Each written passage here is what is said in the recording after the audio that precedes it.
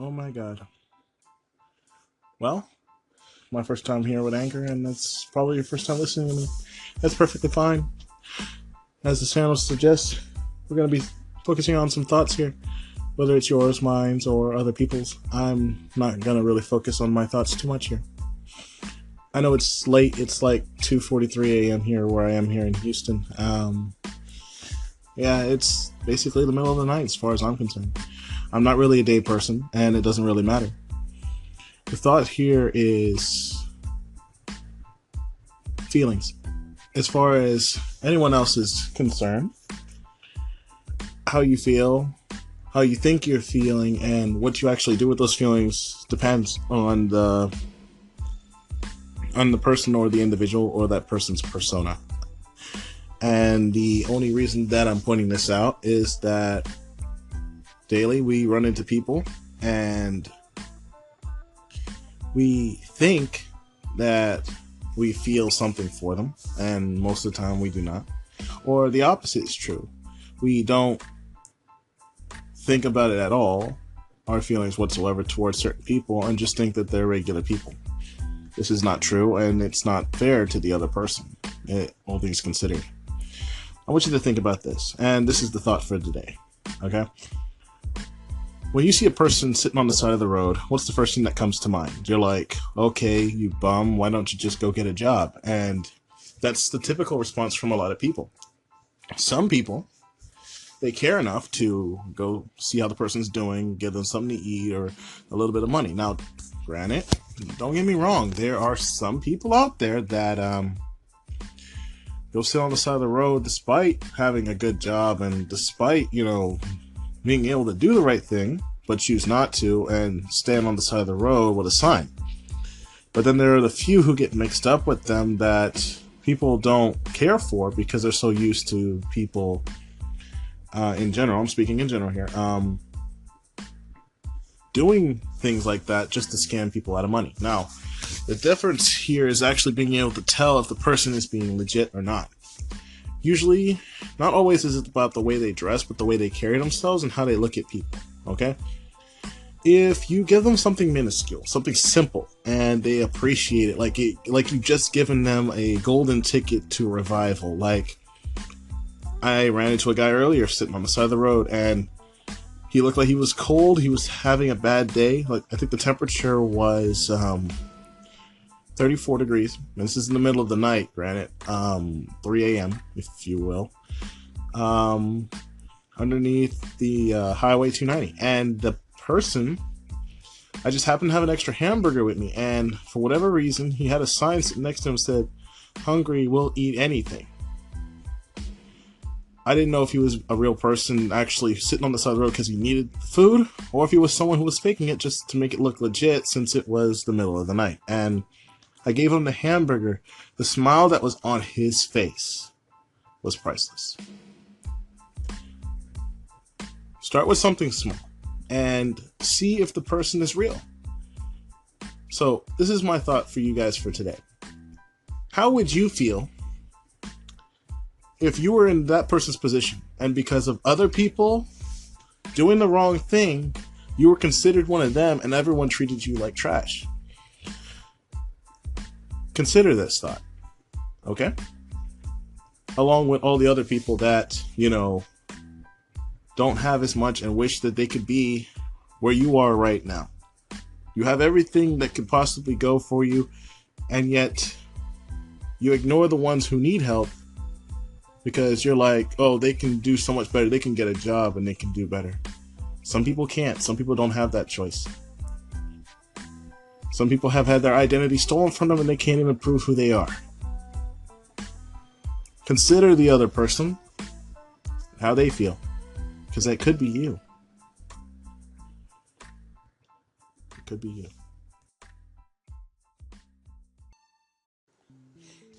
Bringing it back. This is Neogentrics on thoughts. If it were you, like I was saying before, how would you feel if you were in that person's shoes? And we often don't think about this whatsoever. Like, how do I put it?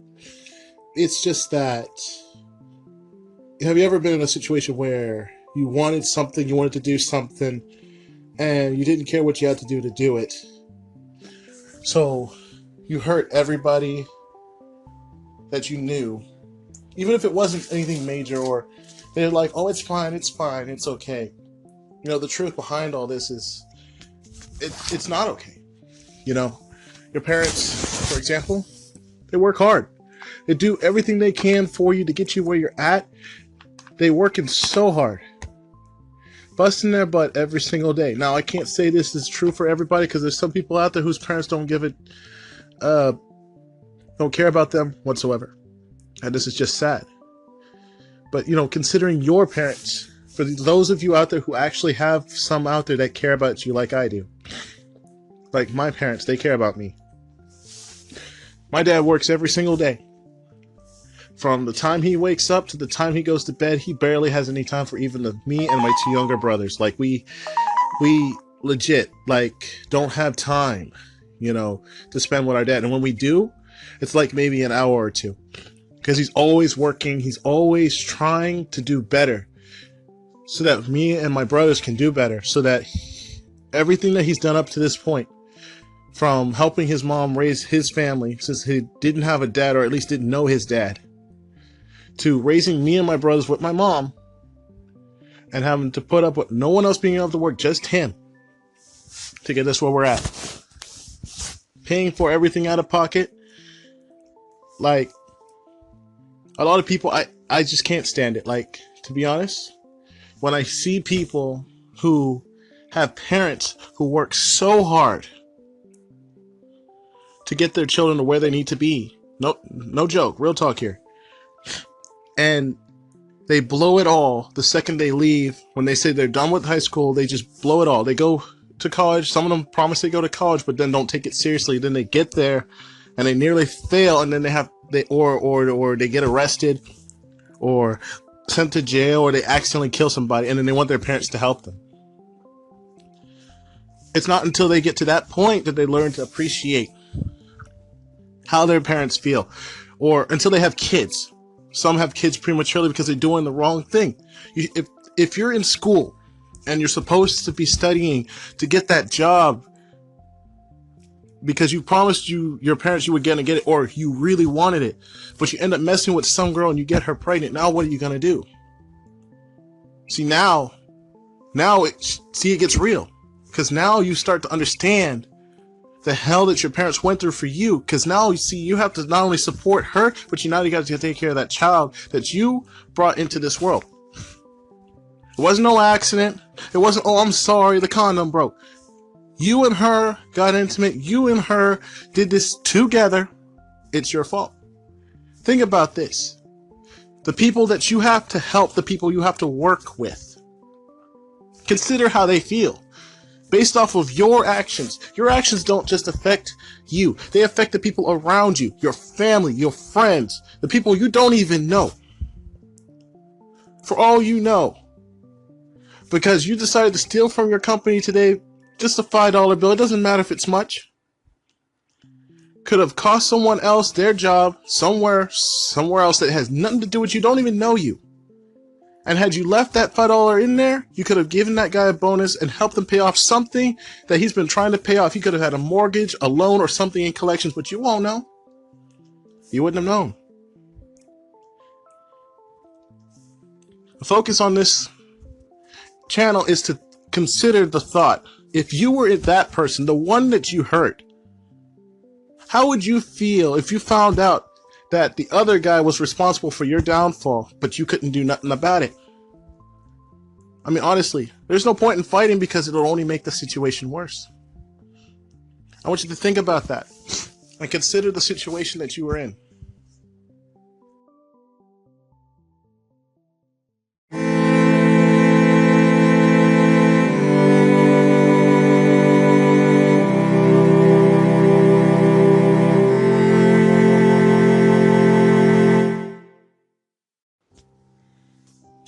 So I'm going to make this my final recording for this morning.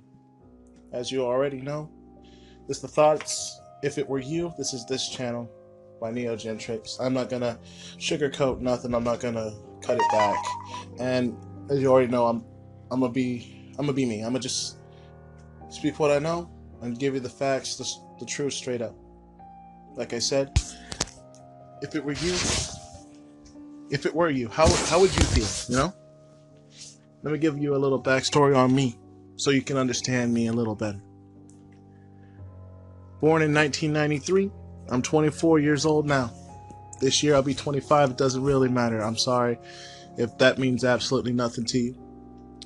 But when I was 2, I haven't even lived that long. Back when I was 2, my family gets into a car wreck. My dad's driving this truck with all 4 of us in there. My mom, my 2 brothers, they're barely like a couple months old. And it's one of those 1900 Chevy Suburbans.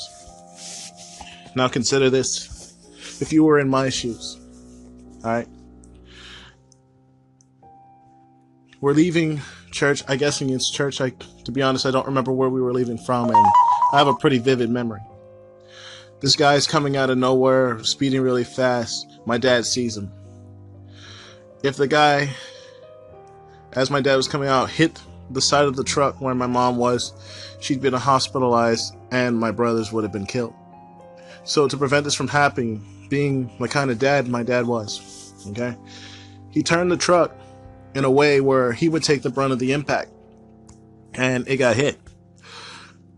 And when the other vehicle collided with our truck, the truck flipped, of course, a couple of times. But the thing that was unusual was that my car seat, it came undone.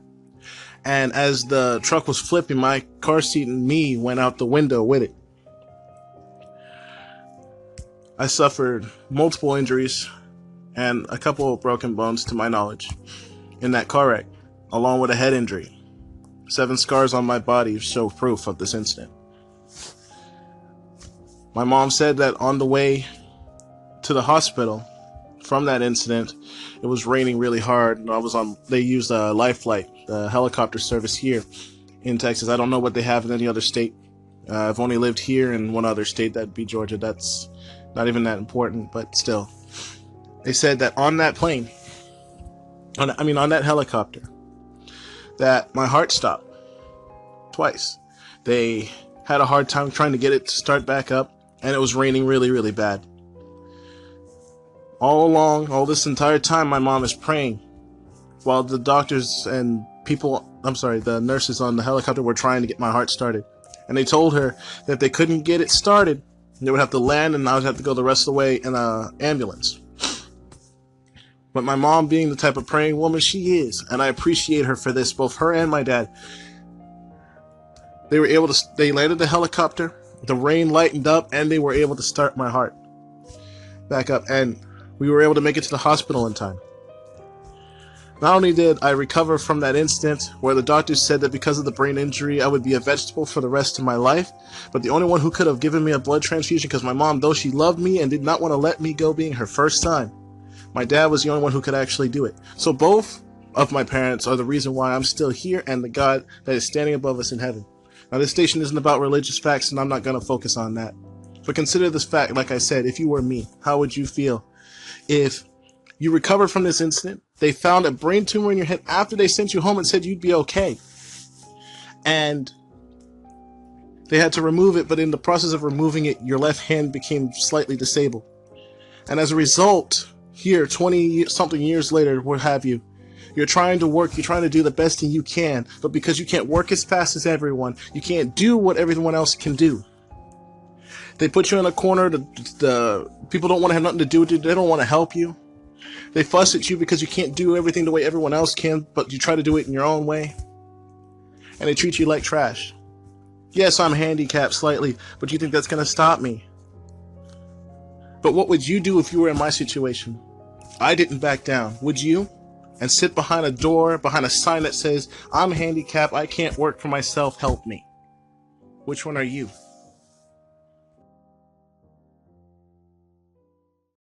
Man, I appreciate your thoughts. It's got me thinking too. I've been doing this thing over here. It's like a freestyle off the top of the mind, dude. It's a freestyle. And I hope you don't mind that I hit the call-in button to your station, because you gave me a topic too with those thoughts that you do.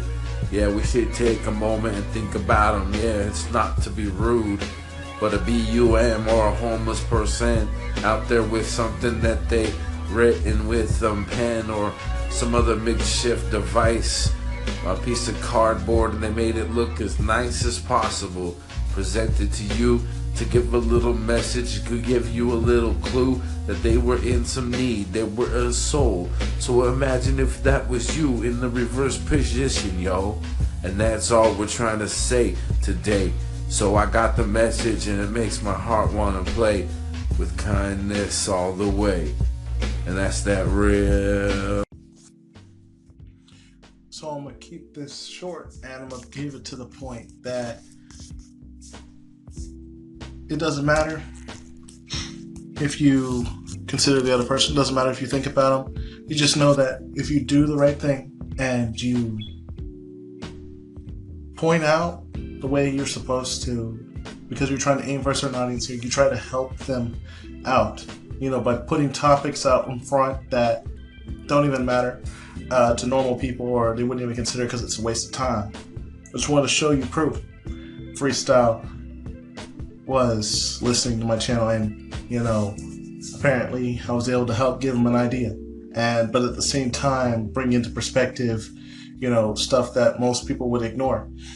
And he called in and told me thank you, and I appreciate that stuff. Like little things like that can make a big deal to me, because it lets me know that I'm at least doing something worthwhile for the people out there who actually care about stuff like this, or want to see other people who care as well as they do and actually trying to do something about it. So shout out to my friend Freestyle. Check out his channel and hear what he has to say, and consider the other person. Like I said, consider this thought.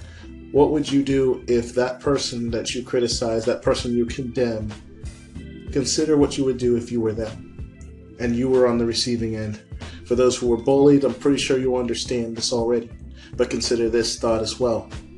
Why is the bully being the way they are? I'm not saying they're all accurate. I'm not saying they're all right by what they do. But at the same time, consider this. Not all of them, just like the homeless guy back in episode 1. He's a product of his circumstances. You don't know what's happening to them that caused him to be that way. You never know, that bully could be just having issues at home and he's taking it out on you, especially if he's only picking on just you specifically and no one else. So, anything can happen. Anything is possible in the world that we live in right now. I don't have a lot to say on this topic right now, because that's something I'm going to go into a little bit later. This is just a free line right here.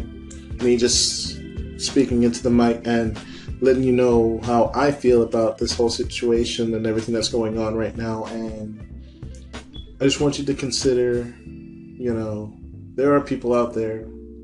There are a lot of them like us, like me, like you, for those who do listen to stations like this, but they don't know what to do. They don't have a voice of their own, or they want to be with other people like them and help them, make some noise and shake up the world and let them know that, there are people out here who really do care, and we want to make a change for the better. We want to help those who need it, but in a way where, we're discreet, we're unknown, where we can see the person being happy, being satisfied, but at the same time, we're not in it for ourselves. We're not in it for the prizes. We're not in it for the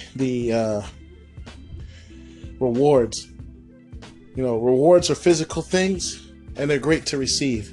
But if you're doing it for that particular reason, then your heart's not right, your heart's not in it, and it means absolutely nothing. Sure, the other person may be happy, but was it really worth it? I want you to think about that. It's 4 o'clock in the morning here. It's just a thought that came across my mind when I listened to this call-in, and I figured,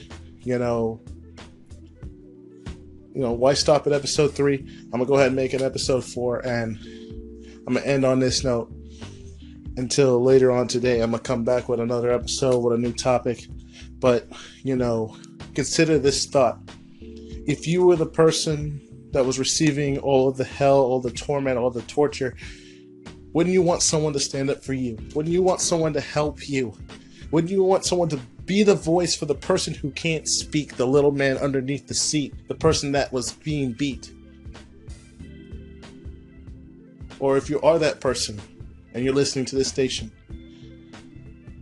I want you to know that there is a voice out there to be heard on your behalf, and someone who's willing to say and speak what you cannot. Enjoy the rest of your day. Be blessed.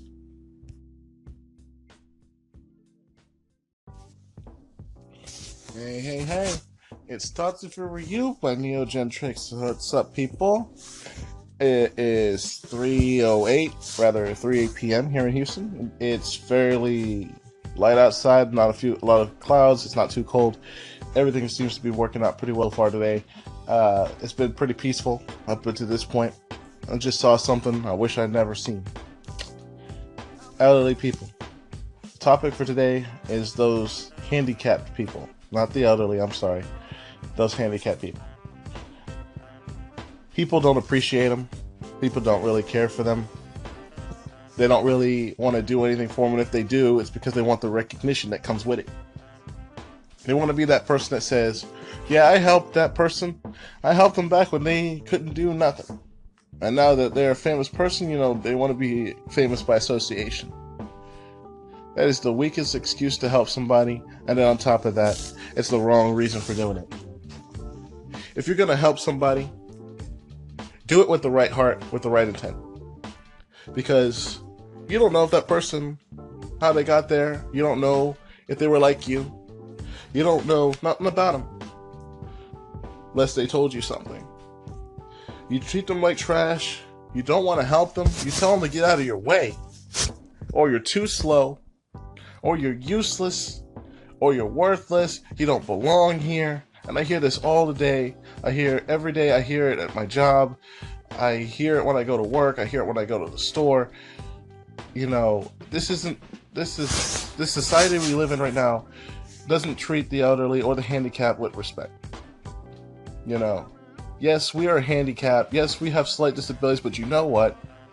It's these disabilities that help us improve your life and make your life so much better. Because it's those very same handicapped people with the intelligence and the creativity that they have from being outcasted from other people that come up with the ideas, the very ideas that are ended up later on either engineered or created into something better that makes your life better, but you wouldn't know. You'll just know about the invention you saw on TV or you heard on the radio or you saw somebody else have, like the cell phone or the traffic light. You wouldn't know who created it.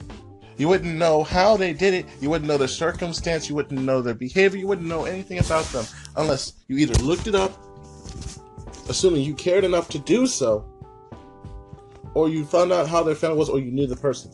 And that's the only way you would know how that person felt or what's going on with their lives. And this is speaking to the people who don't really care for us or treat us and put us aside because we don't function like everyone else does. Those people who cast us aside and don't want to have nothing to do with us, I want those people to think, how would you feel if you were in our position, if you were the one who had a slight disability, like your hand didn't work, or you didn't have a leg, or say you're one of the veterans who came back from war and you don't have both legs, or you're missing an eye. How would you feel if you were in their situation despite all the hell you went through to help this country, to help the people that live here, to improve other people's lifestyle, but then you come back and because nobody knows who you are or what you've done, they treat you like trash? How would you feel? Understand this, that not every person that you come across, despite how their personality is, whether they're mean, happy, or sad, you don't know who that person is, you don't know what they've done, you don't know how they got to where they're at. You don't know the struggles they've been through. Appreciate everybody. Love one another. That is the goal. Before you criticize somebody, before you say that person's an idiot, before you say that person's a joke, before you say that person's a handicap, he's got Down syndrome, he's not worth my time, he's got cancer, his days are short, he's going to die, consider this. If you were in that person's shoes, wouldn't you want someone to care? Wouldn't you want someone to help you? Wouldn't you want someone to at least talk to you? I've had 2 friends that had cancer and one of them died. And the only thing I could do was talk to them, encourage them each day, and it made them the happiest person in the world to know that somebody out there cared. How would you feel if you were in that person's situation? You were my friend, but I didn't talk to you, I didn't help you, I didn't encourage you, I didn't do nothing for you. Think about this. Think about it. Enjoy the rest of your day.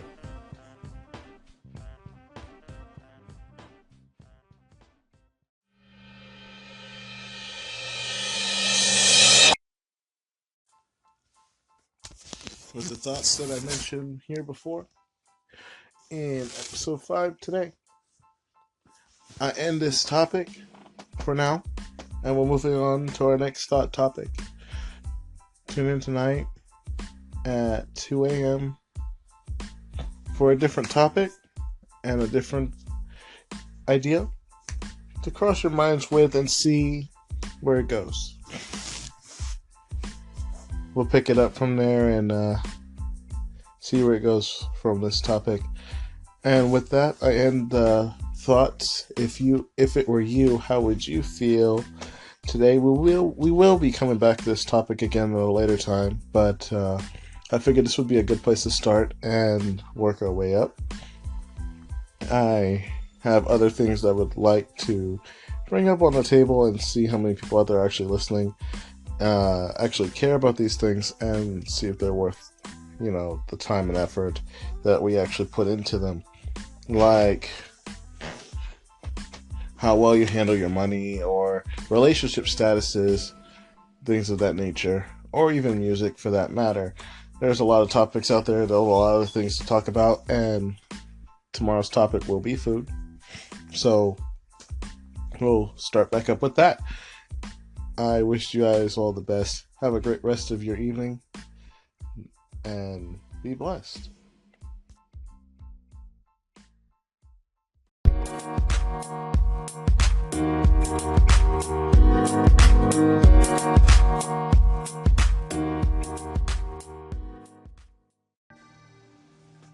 Yo, what's up, everybody? It's 2 a.m. here in Houston, and it is really cold outside for no reason whatsoever. And I'm going to tell you right now, that's not a normal temperature here in Houston. We're going to pick up the topic where we left off with yesterday, and we're going to start off with relationships. I have the call-ins ready for anybody who has anything they want to add, or if they want to pitch a topic for the next couple of days. I'm all ears. Maybe your call-in will become part of the station. Let's see what happens. But we're going to start off with this. Basic relationship standards as far as how to keep them stable and keep them going. Most relationships require at least 2 people, and I'm hoping that it's still that way. Society today says it doesn't have to be, and you can be a girl with a girl and a guy with a guy. That's fine. I don't have nothing to say about that. How you feel about that is totally up to you. I will not condemn you. However, as for any relationship, doesn't matter whether it's friendship or you're dating or you're freaking married, it doesn't matter. It takes 2 to tango, my friend, and that has been a thing since well before the 1990s, and I was born in 93. So let me go ahead and tell it to you the way it is right now. And this is still on the thoughts topic, because that is the whole point of my channel here. I want you to think about this and keep this in mind.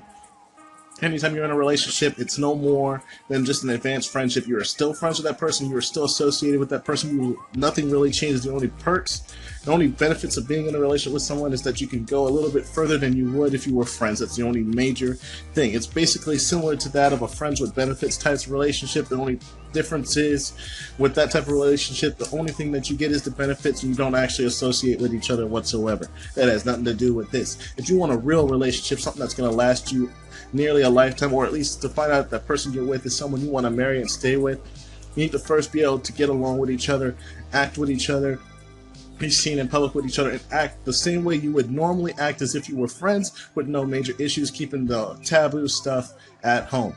Okay? No attitudes, no issues. You need to be able to forgive each other. You need to be able to handle anything that happens with each other, whether it's an incident, whether the other person got drunk and did something stupid, or they even accidentally get arrested. It doesn't matter what it is.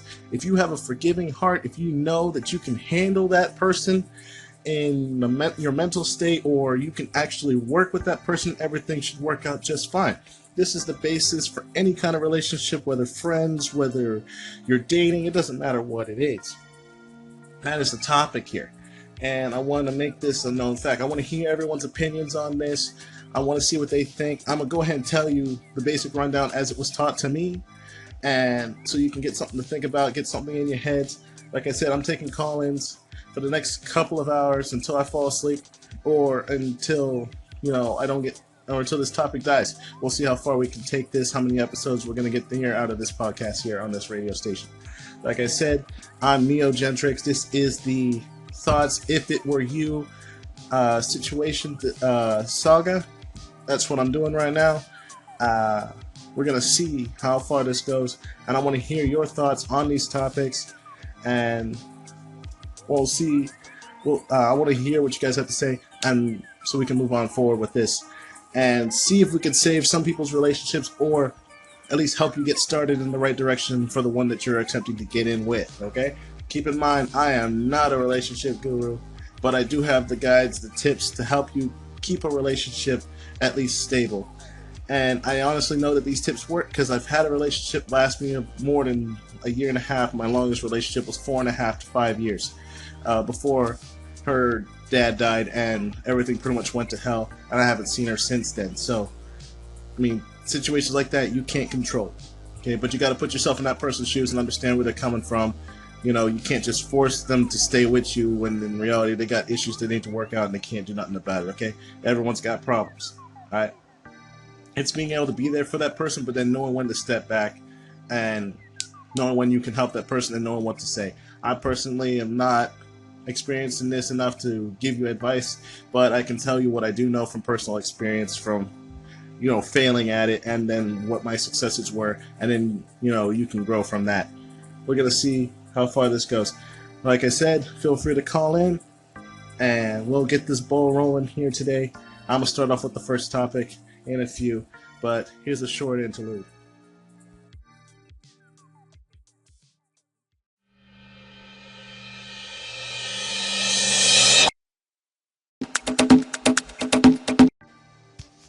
Let's start this off with the fact that relationships have two people. We're going to start on the guy's side. Obviously, I could do the guy's side because I'm a male myself. And yes, for any of those out there who say that otherwise, I could be something else. No, I was born male. I know I am male.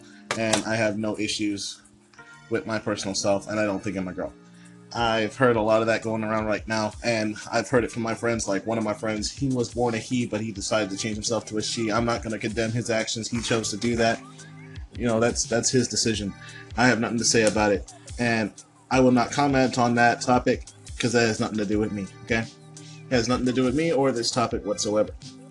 So we're going to focus on the guy's aspect for the next couple of minutes, and parts to this, and how guys are supposed to act and what they're supposed to do, okay? I mean, it's fairly simple, but for some reason I feel like we need to cover this topic once and for all anyway. Guys. Like I said before, relationships do take two people, and yes, the guy does end up falling short and having to do most of the work. However, with today's current age, the way everything is right now, women want to be independent, they want to be able to handle their own, but they still want the guy to be there for their support, for their comfort, and to do, for the most part, what guys are supposed to be doing as a standard.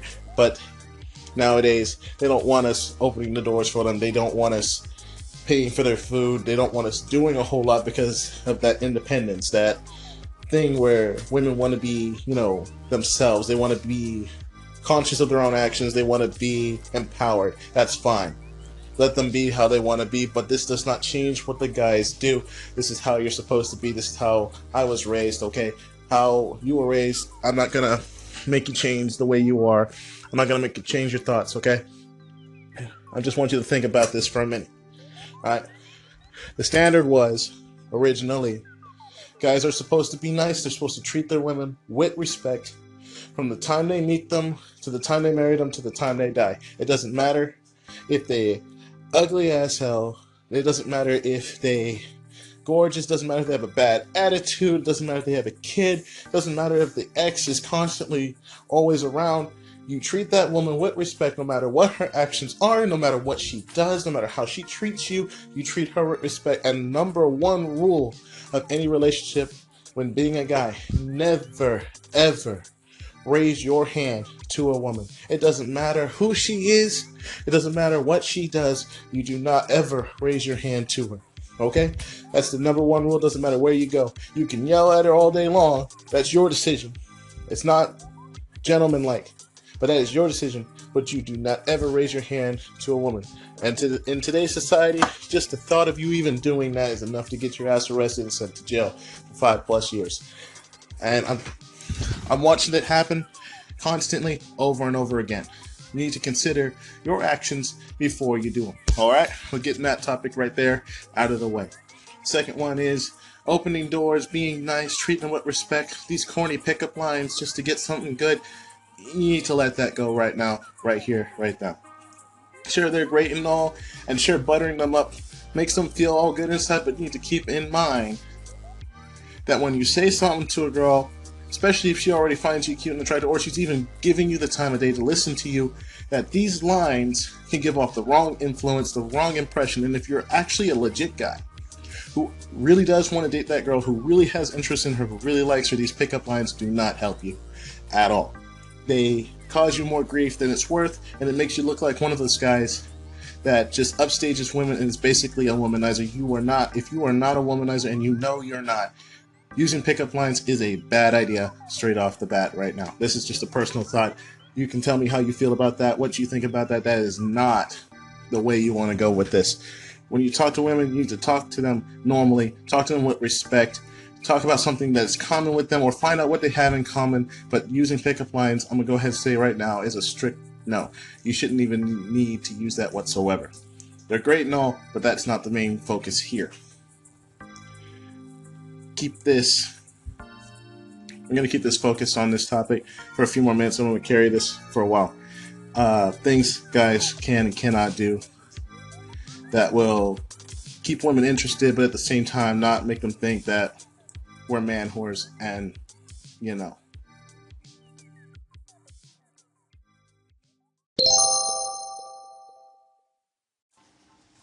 Staying on topic here, working with the main goal here. Like I said before, there are main things and some things that guys can and cannot do. And like I said in the last piece, that, you know, pickup lines, they're just not as useful as they used to be with the way the current society is right now. So we're going to go back into this topic again. Like I said, we're going to continue this for a little bit and see where it goes. And like I said, if you have any thoughts, go ahead and call in. We'll go ahead and put those in here as well and throw in your conversation as well. The main thing that guys need to be is straightforward. I'm not saying be straightforward with how you feel. No, don't do that. As far as that's concerned, doing that will just scare the girl away or make her think that you're a creep. That's the last thing that you need right now. That's the last thing you even want. If you're a guy who has issues with talking to people or even talking to girls in general, that's the last thing you want to do. You want to find some common ground. You want to find something easy, something simple to talk to them about. Start off simple. Don't rush it, you know. Even if it's just like a simple 1-minute conversation, if you can get that much, you've made some progress. Okay?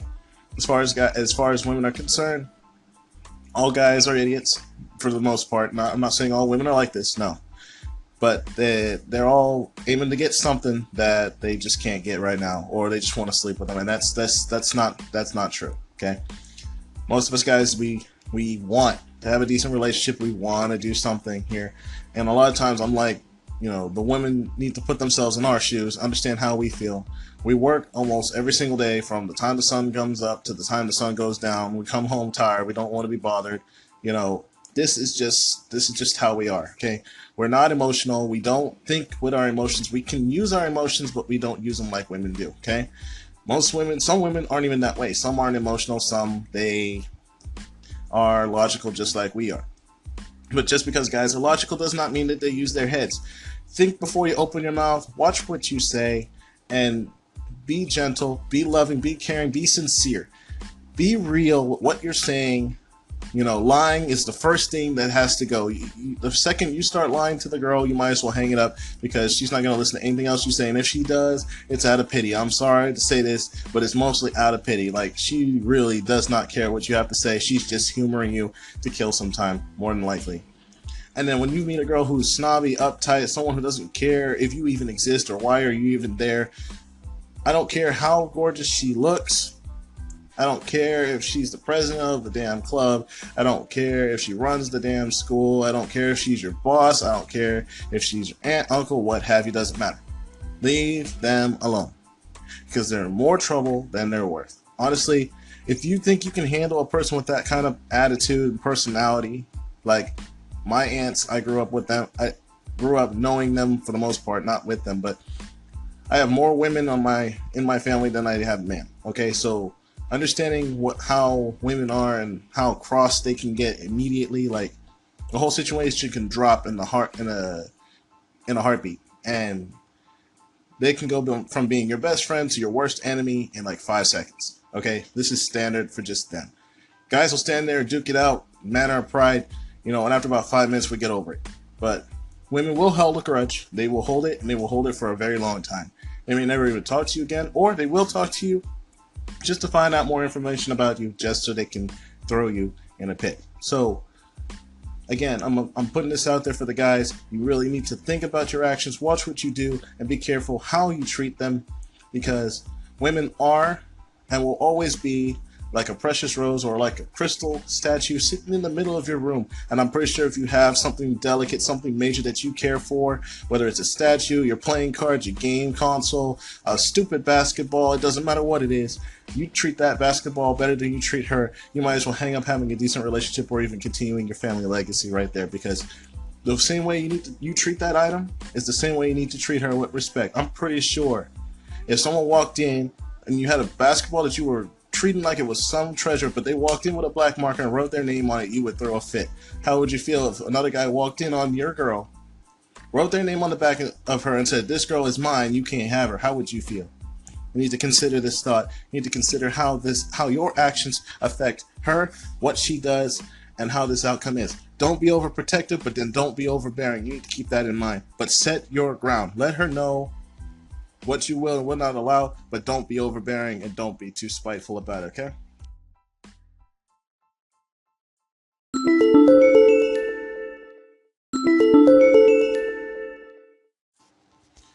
All right. Here's the last bit for this first piece right here, right now. Okay, guys? I got some tips for you. This will they may help you, may not help you, but it'll at least give you an idea or something to think about when picking your lady or finding the one that you're with. Notice I said lady, not girl, not woman, lady, because that's exactly how you should be treating her, like she is a lady. If that means that when you're going on a date or you're coming to pick her up, doesn't matter what it is, you always show her your best. Always show her your best. Never your worst. Never your worst. And when you do show her your worst, you need to make sure that you're both on agreement right there, right then, so that you know both each other's good and bad. So don't talk about that. Yes, you have to actually talk about that. Don't just let her find out at random, because I guarantee you she will hate you after the first 10 minutes. Okay? So to keep this relationship sound, I'm gonna give you 4 tips right here how to keep your lady feeling secure. So she'll know that you're not gonna betray her straight up right here. First one is be forthcoming with information. You need to tell her information straight up front. Don't delay. Don't wait a day. Don't wait a few hours. Don't even wait a few minutes. Let her know almost immediately as soon as you find out, so that she has nothing to worry about and she knows that you're taking this relationship sincerely. Okay? You need to keep that in mind. That's the number 1 tip right there. Second, I'm not going to tell you to take the lock off your phone, but don't hesitate to let her see your phone. You need to let her know she can trust you. If that means you have to give her your phone anytime she wants to see it, just so she can look through your contact list or what have you, by all means, go for it. Because as long as she knows she can trust you, and she knows more about you and who you know, who you're friends with, and what have you, the better off you'll be. The second one is to communicate your plans for the future. You need to let her know what your goals are, what you're aiming for, so she knows what you're trying to do, and nothing is a surprise. You're not trying to catch her off guard, and she knows that you're with her. You're including her in your plans at least, or let her know what your plans are with her. Okay, be straightforward with that type of information. You need to let her know so that the whole thing is secure. The last tip for making her feel secure is, for one, eliminate all your female friends. I'm not telling you to get rid of them. I'm not telling you to say, okay, I'm dating somebody. You can't. I don't want to see you ever again. No. You can still stay friends with them, but you need to make it known to all of them that you are dating a girl already. You found someone that you want to be with. We need to keep our relationship strictly, I guess you could say, platonic, and keep them at a distance. Okay, and let your girlfriend know who your friends are, so she knows, and then let her know that you told them this already, so that if something should come up, if it's an emergency with them and they call you just out of the blue because you're the only person they know to call, let her know as well what is going on, and don't leave her by herself to come and take care of them. Bring her with you. Okay?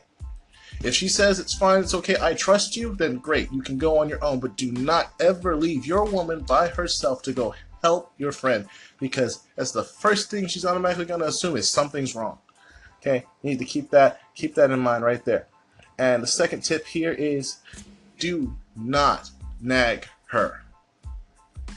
Okay, they take no joy in a nagging man. Okay, the challenging thing for men to do is to nag, constantly ask her questions, constantly wanting to know how she's doing, where she's at.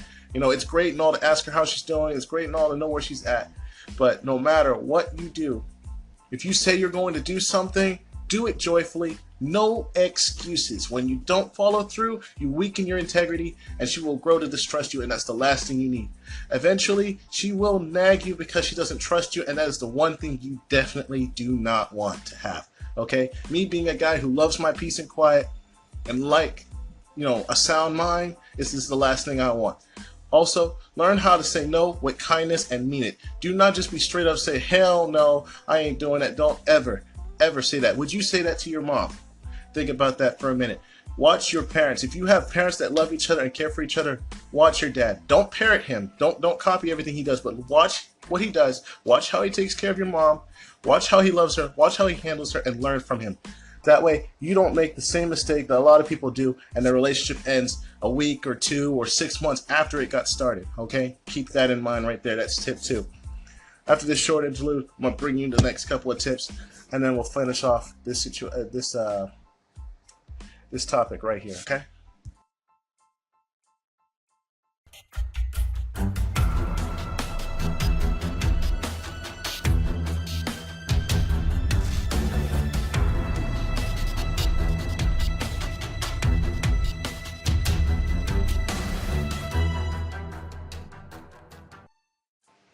Alright, so the next topic here, the next tip is to work out your anxiety early in your life as soon as possible, okay?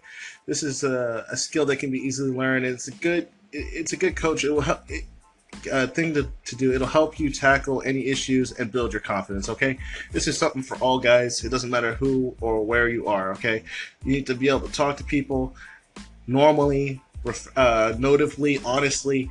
I'm not tell them about your life. No. You need to be naturally engaging, okay? This is something that'll help make women comfortable around you when you talk to them, and it'll also keep you in a practice of not being rude. Also, it'll allow you to know which women to stay away from and which ones you can actually talk to, but then at the same time know which ones are being mean or bothersome, in the same sense that, issues with life or stuff that's happened to them, okay? Something that you might say when politely talking to a woman is, I'm so sorry I'm bothering you. My intention's only to be polite and friendly. I'm sorry if you thought I was looking for more, and then you move on. This is something when talking to women, especially when they think that you want something that you actually are not after, okay? This is to keep your road nice and clear, so that, even if the conversation doesn't go well the first time, you still have another chance, another try to talk to them, okay? This is a known fact. With a lot of people, even psychologists know this, and it's just to keep the air clean so that they it works out well, okay? Second thing is to have a woman friend that you can trust and ask for relationship advice. The best people usually is family members that have had successful relationships and are easy to access, easy to get to. And the reason for this is to have someone who understands the female mind and can help you. Um, Especially since men in general tend to get frustrated and dismissive towards women. Like if they can't solve the problem immediately, they just dismiss it and they don't even worry about it, which then affects the woman emotionally, and it makes her want to either vent or process her feelings, and she won't know what to do. At the same time, it's basically this entire process is to help make up and fulfill her emotional needs. Okay, and men need to recognize this and learn to be patient. That is one of the main things that guys are not very capable of doing, is being patient. You need to be patient with her. You need to listen to her. It doesn't matter if what she's talking about is complete and utter bullshit. Doesn't matter. The whole point is to listen to her and listen through what she is saying and hear what the issue is. Because she could be talking about a lot of stuff, but there's a point to be made in there, and there's something she wants you to hear. Okay?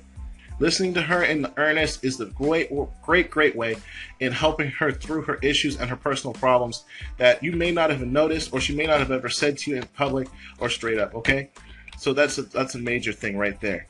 The next tip for relationships for men is, like I said before, is to listen up. Be the kind of guy that listens to her, hear how she talks, and you'll be able to show her how important she is to you straight up. Okay, and if you have any questions, you need to clarify them and draw out the answers from her, but in a way, that doesn't aggravate or irritate her or just make her think you just want to end the conversation. Okay, like I said before, open up with her. You need to be real. You need to communicate with her. Let her know you want the relationship and you want it to work. Okay, you want to at least date once or twice a week. You don't want it too often, because then you'll get so used to seeing each other you won't even want to see each other at all. Okay, spend the majority of your free time, if you can help it, with her.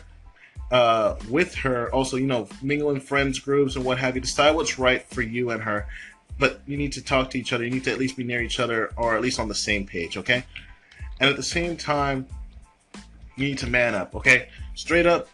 This is personal experience here, because I slipped up on one of my relationships, but it's fine. I learned from it. Man up.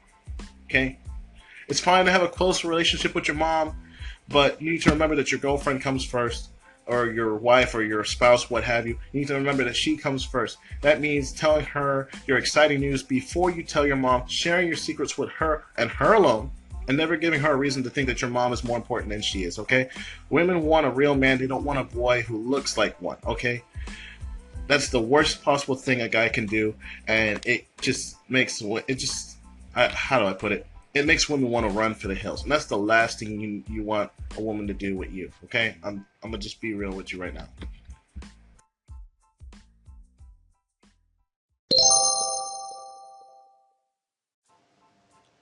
All right, so like I said, this is a lot of food for thought. This is stuff that guys need to think about. Like I said, thoughts. If this were you, you need to be careful what you do. Okay, and we're gonna go into now. We're gonna focus on the guys portion here when you're on a date. Okay, be present when you're on a date with her. You need to start engaging her. Ask her questions. Truly listen, opposed to prejudging anything she'll say to you. Okay, keep this in mind. You need to get to know her values, her beliefs, her goals, her dreams, and be gentle. Taking a deep breath, bringing your mind back to the moments when it wanders. Okay, do not let your mind wander. That's the last thing you do. Be focused on what she's saying. It doesn't matter if she's boring. It doesn't matter if it sounds like that English teacher that you don't like listening to, where you fell asleep in class. Don't ever, when you're talking to a girl, fall asleep while talking to her or doze off. Because the second your mind starts to wander, this right here builds an insecurity between you and her, and it starts building a wall that's going to be hard to tear down later. Okay, you want her to trust you. Okay, you need to bring your most confident self on each date and believe that you deserve to be loved. Okay, believe that you deserve to be loved, and so does she. Okay, it's common to experience dating jitters, but you just need to focus on your inner confidence and resist the urge to be self-critical in any way. As far as your thoughts are concerned. And remember that you attract a great partner through your own self-worth and availability. So as confident as you can be, just keep the conversation simple. If you don't know what to say, find something around you, find a topic, find something that she's interested in, that you know a little bit about as well, and strike a conversation with that, okay? Or if you can't figure out anything to say, you just can't come up with something, find something to do. Go to a carnival, go see a movie, or go for a walk in the park, something, go out to eat. Just keep that in mind right there, okay? Next is it's a major thing for guys. Okay, the reason why most relationships fall apart is because the important truth behind this is that you're hiding information. Okay, the habit becomes a habit because one or more of the partners, whether it's you or her, don't react well to the truth or have shame about their truth. Okay, this plays out with cheating. Okay, we want to avoid this at all possible. This is basically where one partner is abusively accused of being attracted to another person, so that they start to hide it, and basically avoid conflict. This repression makes the attraction grow and is fostered by the abnormality from their partner. The animosity, abnormality. I don't know why I said that. From their partner. Basically, the more resentful you are towards her for thinking that she's with another guy, or just because you see her with another guy, pushes her more towards that guy. That's something you want to completely avoid altogether. Doesn't matter if the guy walks up to her, doesn't matter if he's friendly with her. You need to keep yourself calm and collected. Ask her about it, but be as direct but as calm as you can about it without sounding mean or over anxious or worried. Okay, there's two angles in which you have to approach this. Okay, you both have to first be vulnerable and directly honest about everything that has happened with you, with each other, and with that other person as well, so that they know what's going on. Okay, you must be honest. You must use honesty, okay, to force your partner to accept who you are. Okay, I'm not telling you to say, okay, this is what's happened, you need to believe me. No, that doesn't work that way.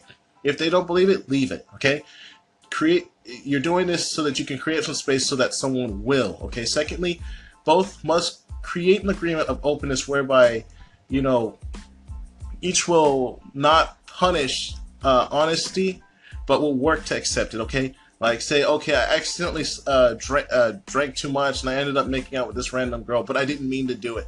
Okay, first off, yes, if you got drunk, yes, it's your fault for anything that's happened. But at the same time, keep in mind that when you get drunk, you're not completely in control of yourself as well. And women are also notorious for this as well.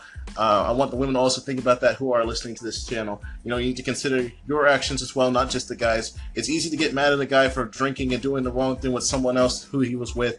But at the same time, you need to remember that you're just as vulnerable for that same type of situation as he is. But most women being emotional from the get-go. Okay, if you can't be this open and honest with someone, then you don't need to be in a relationship at all. Okay, because your shame and issues will harm both you and the other person you hook up with, and most likely this is I'm gonna just be honest with you. This is psychologically unhealthy for both of you. Okay, you need to work at your own self-acceptance pace and confidence. You need to work on your confidence first. Then you can go look for someone who enjoys you as you are. They need to appreciate you as you are. Okay.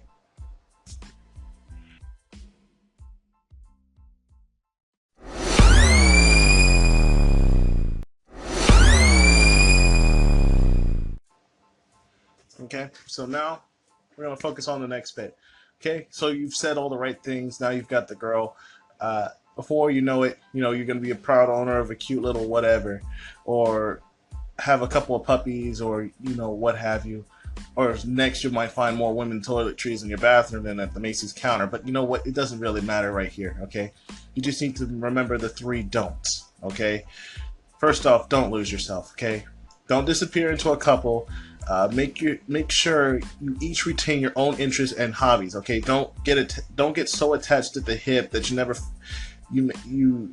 see your ego again. Okay, don't ever do that, because as soon as you do that and you completely lose yourself or lose each other in this, everything becomes normalized. Everything becomes expected.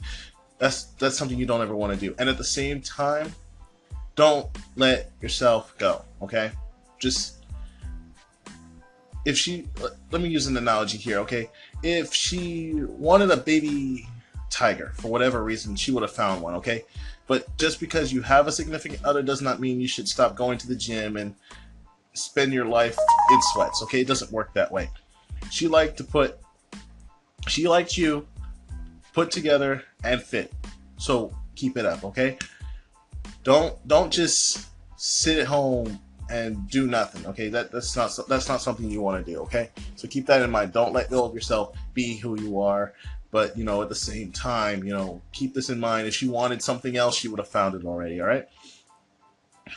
Third, don't stop having fun. Okay, there'll be plenty of time from just dumb stuff and what have you. Okay, there'll be puppies, children, diapers, chores, things of the nature of the stuff to do. But you need to also remember to find time to enjoy each other's company. Okay, whether it's a restaurant, going out to the lounge, going skiing, playing at the park, it doesn't matter what it is. Okay, you need to find time to have fun and enjoy each other's company without the effects of life getting in the way. One of the other major things I want to throw out there, this isn't one of the 3 don'ts, but I'm just going to put it out there. Do not consistently talk about money, okay? Because that is one of the major things that can tear a relationship apart, okay? Doesn't matter how you feel about it, doesn't matter how she feels about it. You know, the last thing that you should be talking about right now is money, okay? Because as soon as money becomes an issue in a relationship or becomes a main thing, a reason why you do's and you don'ts, okay? Then, you know, as soon as you have a falter or she falls through, the relationship tends to fall through as well, because money is an issue. And, you know, no woman wants a broke man, but at the same time, you know, you want a woman that will be there in case you fall through and say you had a good job, but then you happen to lose it. You want a woman that will, you know, stay with you and help you. So that means that as long as you're not the main reason why your money is dropping, you know, as a guy, you shouldn't have to worry about your lady leaving you because you have no money, okay? Because if she loves you for who you are, this shouldn't even be an issue. At the same time, women, you need to keep this in mind. A guy should not be based off of the money he has or how much he makes. Now, it's great when we have a lot of money, don't get me wrong. Everything will be a lot easier, will be a lot simpler. But if you base your relationship on the fact of the type of job the guy has and how much money he makes, I'm guaranteeing you right now, you will be sorely disappointed and your relationship will not be stable or last very long, okay? All right. Next, that's it for this tip here. I think I'm going to do like 1 or 2 more tips, and I'm going to call it a cuts here in a while, because right now it's about 3:18 a.m. here in Houston, and, you know, I may be a night person, but that doesn't mean I don't want to sleep. I still got other stuff I got to do today as well. Okay, guys, so let me hit you up for a couple more tips. Like I said, if you have anything you want to add, if you have a comment, a concern about anything I'm telling you right now, any of these thoughts that I'm putting out here for you to consider, you know, I want to hear your piece. I want to hear what you have to say. And that includes the women too. I want to hear what you guys have to say. If there's something you think I forgot to say or something I haven't mentioned yet, you know, and you want to make sure I get your point in as well, you know, hit me up. Don't forget to hit that call-in button and let me know what's up. All right. Again, this is Neogentrics. This is Thoughts. If it were you, I'm gonna continue this segment with 2 more bits, and I'm gonna call it breaks for a little while. Okay.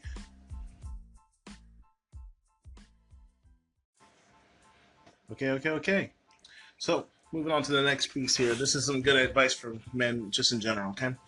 And I'm actually being dead serious about this, so please, you know, consider this or at least think about doing it. Now, whether you do it or not, like I said before, this is up to you. I'm just putting the advice out there. I'm just letting you know. This is some stuff for you to think about, as is the theme of this channel, okay?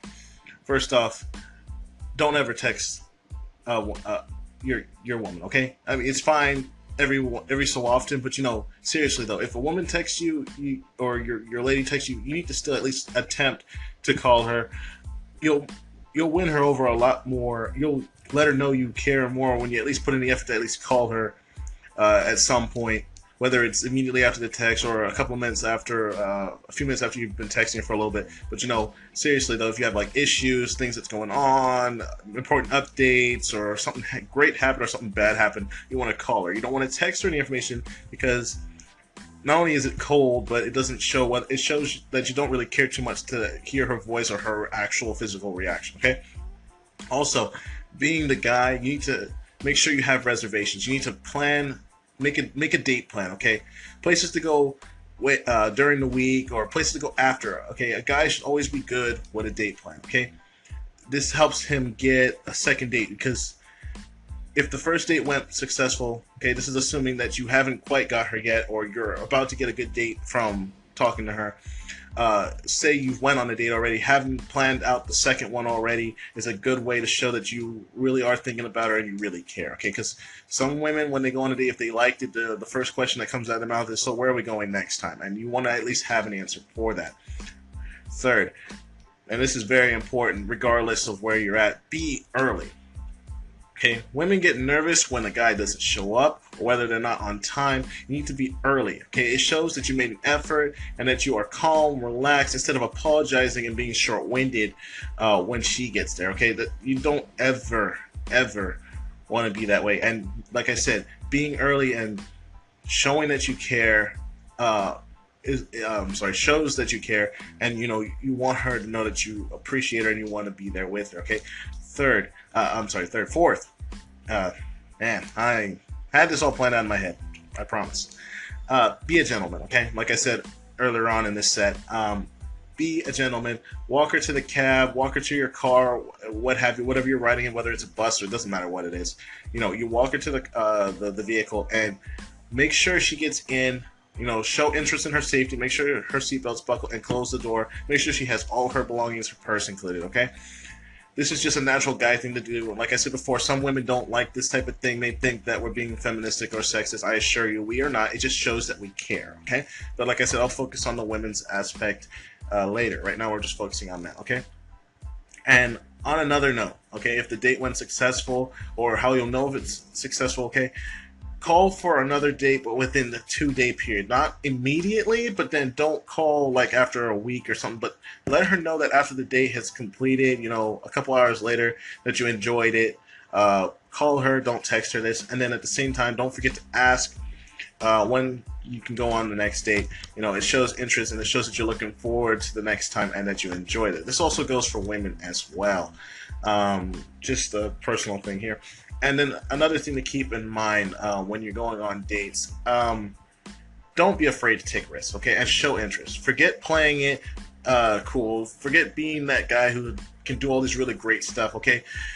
When she knows you're interested, it sparks interest in her. And even when it's never there before, your interest and attention on her also makes you more attractive. Just keep this in mind. There's nothing more attractive, or I guess you could say sexier, than a man who's willing to put himself on the line to be with them. Okay, that's just a general approach right there for guys. In case you didn't understand why women are the way they are when it comes to something like this, that's just simple as that. Avoid hanging out, go eat, can I have your number? I'd never say can I have your number, okay? They are ambiguous and it's not clear if it's, you just want to be their friend, or if you want to take them out, okay? Or you want to go on a date, or can I call you? These are much better responses, and they're clear and more direct. I know it's a risk, but she's already not going out with you though, so what's the worst that can happen? Keep that in mind, okay? That's something else to think about, okay? Okay. Something I forgot to mention a minute ago, like I said, you want to be clear what you say, okay? Try not to be too vague. Women can't read your mind. I assure you, they cannot read your mind, okay? A lot of guys automatically assume that, especially when they work with other people, that they know when a person's interested and how they feel, when in reality they have no idea, okay? And a lot of people end up getting hurt because of this, and it causes a lot of stuff to basically go to hell, and it never improves, okay? And at the same time, when I say be clear, be clear when you're asking her what you want to do. The same thing goes for women who ask guys out, because I know they do this too. You need to be clear. We can't read your mind, okay? I'd like to take you out, or would you like to go on a date with me, or can I call you? These are much better. They're clearer, easier responses, and like I said before, it's like you are taking a risk, but I guarantee you about 50 to 75% of the time it will pay off, even if she does say no. Let's see here. Keep this in mind, okay? Don't settle, okay? Don't be so quick to settle, okay? And if you do find someone, you need to find someone who is worthy of you. Don't ever settle for anything less, okay? And at the same time, well, you know what? I'll focus on that topic a little bit later. We'll cover that later, okay? But importantly for guys, don't settle for less, but don't exclude the ones that, just because they don't look appealing or they don't sound appealing, you never know. That person could be the one person that is there, that's for you, okay? Along with that, it's imperative that you, first of all, believe that having your ideal mate is possible, okay? Second, believe that you deserve to have your ideal mate, okay? Usually men find no trouble attracting material things that they want, like a house, car, TVs, clothes, etc. Even favorite sports events and things of that nature, which, by the way, I'm not a sports person, okay? The problem lies in attracting their ideal mate is not having a clear vision of the kind of person that they are attracted to and not settle for anything that doesn't fit the description of the woman of their dreams, okay? My suggestion is that you should first have the kind of woman you're looking for clearly written down in every detail. This includes their personality traits, their physical attributes, as well as their I cannot talk this morning. Their religious beliefs. Yes, like I said before, this is not a religious channel, okay? Don't get me wrong. But you need to keep that in mind as well, because there are some women out there that are religiously strong and or believe a certain faith or thing, and they will not change it for you or anybody, okay? You need to keep that in mind. For there you have a physical manifestation of your ideal mate. And that's just the whole point of writing this down, okay? So therefore, she's no longer an idea or a desire in your heart, okay? You'll find that she literally will show up in your life. So how you'll know? Usually she'll be the one person you least expect, okay? I just want to make this known, okay? And this is from a woman's perspective, okay? I understand a lot of guys out there watch porn, okay? I'm not one of them. I find it disrespectful to my mom and my future mate, okay? But keep this in mind for those of you who do, and I'm not going to make you stop. This is your own personal decision, okay? Do not watch a lot of it. Believe this or not, do not watch a lot of it, okay? Actually, you know what? I'm running out of time here. Because you only get about 5 minutes here for each bit for this podcast, and this is a big topic right here. I'm gonna have to cover this in more than one part, but let me go ahead and cover what I can right now in the next 30 seconds. Porn can kill the emotional and physical intimacy in your relationship. I'm gonna just go ahead and say it up like that right now, okay? In most practices, I'm seeing there are a lot of growing attractive young couples who are emotionally disconnected or are not even being intimately involved. And usually it's the reason is when you start looking into it a little bit more, it's usually porn that causes the issue, okay? Whether the guy or the girl. And I'm speaking to the guys right now, not so much the women, but you need to keep this in mind. Just because it helps get you off or helps get the thing started by watching too much of it, it can cause a disconnect where you just see her as another porn star.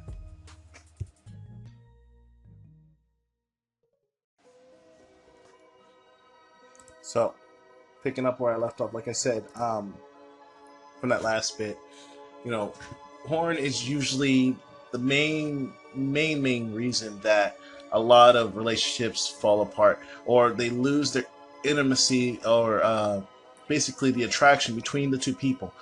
Sure, it may be okay for getting started, but it's usually something like this. And, I know a lot of guys, like I said before, watch it. It usually becomes an addiction. And at that point, it's just... It's not something that women want to come home to, especially when they know that the guy's been doing, because to be honest, if you're one of those guys out there that masturbate, and I'm personally, I'm against that, but again, this is not about me. No girl, no woman, no lady, there's a word, wants to come home to the smell of a guy who's been kicking it off from something like that. First off, it doesn't set the mood. It's not very attractive, especially if you had cleaned up your mess and you just straight up fell asleep after you did it. It's just not attractive whatsoever. And then on top of that, for a woman to come home and find their guy even doing it in the first place is embarrassing. You would think it would be embarrassing to the guy, but obviously if he's doing it, he's not too worried about it. But for the woman, it is embarrassing. Okay. Personally, I'd have nothing against people who watch it because I can't make you change your mind. But if you're having a hard time getting aroused by the real woman who's actually with you, the one who's sleeping next to you in the bed, but you're easily turned on by some anonymous woman on a computer screen or your phone or what have you, your iPad, whatever, that you don't even know, then right now, right here, you need to consider this, that porn, that stuff that you're watching may be the cause, okay? There have been a lot of studies that have shown that, what do they call it, dopamine, the key factor, it's a chemical in your brain, in your body, that it's driven learning that it's a certain addictive drug. It's addictive, okay, like cocaine, amphetamine, morphine, what's the other one called? I can't think of it at the moment. I can't think of it. Even cigarettes, I guess we'll go with that for now. It directly affects the dopamine system in your body, and when someone gets sexually aroused, the same areas in your brain that are activated as when doing this is the same as in drugs. Okay, so especially when a person is exposed to the novel stimuli, the basic arousing, like just passing your hands on the person or such, especially when it's sexual in nature, it creates an intense rush that can lead to an arousal or even an addiction to something. This is why some guys, even women, are either addicted to sex or they're addicted to porn, and it can't be helped because it's become a major part of your life. And one of the books that I've read, and from my friend's personal experience, and I've repeatedly had to help him out from this, repeated exposure to the same thing over and over again, it transfers all those images to your brain, and then in your brain, the way you think, you will, after a while, you'll start to prefer those images to your real life partner, and it's basically you'll never see her the way you used to. You'll never see her for what she is or what she's worth, because you'll always have that picture of that other person you don't know, have never met, stuck in your head for as long as you're with her. And this causes a lot of insecurities, a lot of problems, a lot of attraction issues. This keeps you from connecting like you're supposed to, and it also keeps relationships from lasting more than a couple of weeks, couple of days, or even a couple of months. And it's sad, but this is the reality of things right now. And I want all of you guys out there who are listening to this to think about this and consider your actions. Like I said earlier on, your actions affect not only you, but the people around you and even the woman that you're with. That being said, I'm done with that topic. Like I said, I don't care for porn. I find it disrespectful, and as you can tell, if you don't believe me, you can look up the information. This is just a little bit of food for thought. I want you to think about it. Is it really okay? Is it really healthy for you? Okay? Think about it. Hey, what's up? This is Thoughts If It Were You, and this is Neogentrics. How are you guys doing this morning? It is 7 o'clock in the morning over here in Houston, and it is, I think, about 58 degrees. I didn't get up at 2 this morning. I wasn't feeling well, so here we go. We're going to pick up where we left off yesterday with thoughts and relationships from the men's aspect. We're going to pick this up and carry it for a little bit longer, and then we'll look at the women's side like I promised yesterday.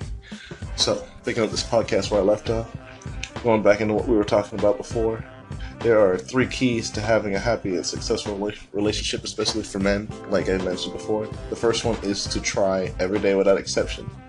The day you stop trying is the day you stop caring, and your relationship basically dies. That's the last thing that any guy wants. Of course, knowing what the difference between trying and not trying too hard is something that you need to be able to tell the difference between. And by trying too hard, you can accidentally or inadvertently push her away, and that's not something that you want. The second one is to make your woman feel sexy and wanted. Not only will this help increase your intimacy and the frequency of sex, come on, let's be real here, that's kind of one of the things that most guys and women look forward to in a relationship anyway, but it will also help prevent jealousy and insecurities. Okay? It's great when a woman knows that the second she walks in or when she's about to walk out, knowing that her husband's calling her into the room, or being, I guess you could say, favoristic with her, making her feel like she's the sexiest woman on the planet, and that there's no other woman on the planet that's for him but her. You know, women love that type of thing. They won't say it physically, but emotionally, that's the way they are. The third thing is to be emotionally available enough to listen when she just needs someone to talk to. Okay, this one's majorly important, unlike the other two, which are important, but this one takes the cake above most of the others. Okay, you need to resist the urge to try to fix the problem. Okay, if you're not sure what she needs when she comes to you, ask her, and it shows enough that you care, just to be there with her, for her, whatever capacity, for whatever she needs. Okay, sometimes they just need a hug. I mean, I know that sounds cheesy, but that's pretty much all they need. Sometimes they just want someone to hear them out and just be there and just give them a hug and make them feel better. You don't have to do anything whatsoever. All right, so that's that. Okay, next, in the next piece, I'm gonna talk about like 5 things that guys can do to also increase the I guess you could say the relationship factor between the two of you, and keep the connection there, in a way that'll make her feel special to in a way that'll help her, make her feel special, like she's majorly important, in a way that, you know, she won't go looking for somebody else or think that you don't actually care. Okay, so this is just a couple of extra steps and precautions to take. Okay, we'll take a short interlude real quick right here, and then I'm gonna get into these 5 facts.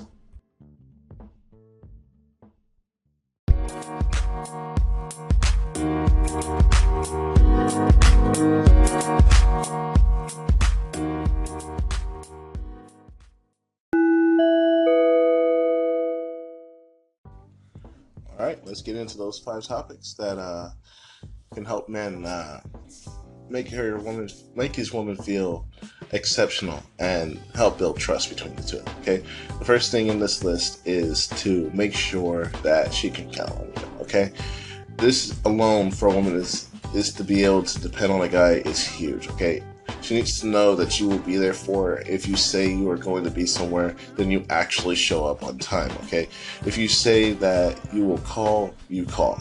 This is how trust is developed over time. And yes, while it may seem like simple, small things, they're majorly important. Okay, the second one is show appreciation for the little and big things she does for you. Okay, there are different ways to show appreciation, and you better make sure it matches the way she loves to express herself. Okay, to be expressed. Okay, for her, be it verbal affirmation or a huge kiss, doesn't matter. It could even be a hug. It just depends on the woman that you're with. Okay, learn the woman that you're with, learn her emotions, learn her body language, know what she likes. Okay, the last thing she wants to feel is taken for granted. Okay, if that happens, then know that she will be considering her other options in the near future, and like I said before, that's not something any guy wants to hear or have to think about. Okay, the third thing is tell her she's special and that she's the only one for you, and why. You need to have a why. No girl wants to just hear some empty blank lines with no meaning or depth behind them. Okay, it's like going to watch a movie and all you saw is the beginning and the end credits. You have no idea what happened in the middle. Okay, your girlfriend wants to know you have eyes only for her. She needs to know why you chose to be with her and her alone. She wants to see that you will be loyal to her, which is something that's not very common today. Okay, most women worry that you will tire them, move on before, and become unfaithful. That's a major issue nowadays, and I can't say that this isn't true because it has happened to me before. Despite my efforts to prove that I only wanted her, she still thought I was going to leave her, and she left. So, by expressing why you are with her, she will feel more secure in the relationship and that you are not going anywhere. Okay, being this kind of guy that would follow most of these instructions that I've been giving you over the last few days, most girls will become a little uncomfortable with most of this stuff because guys don't typically do this anymore. But this is to be expected. At the same time, you can gain a lot of good friends that will trust you from this. So this is a benefit for both sides as well.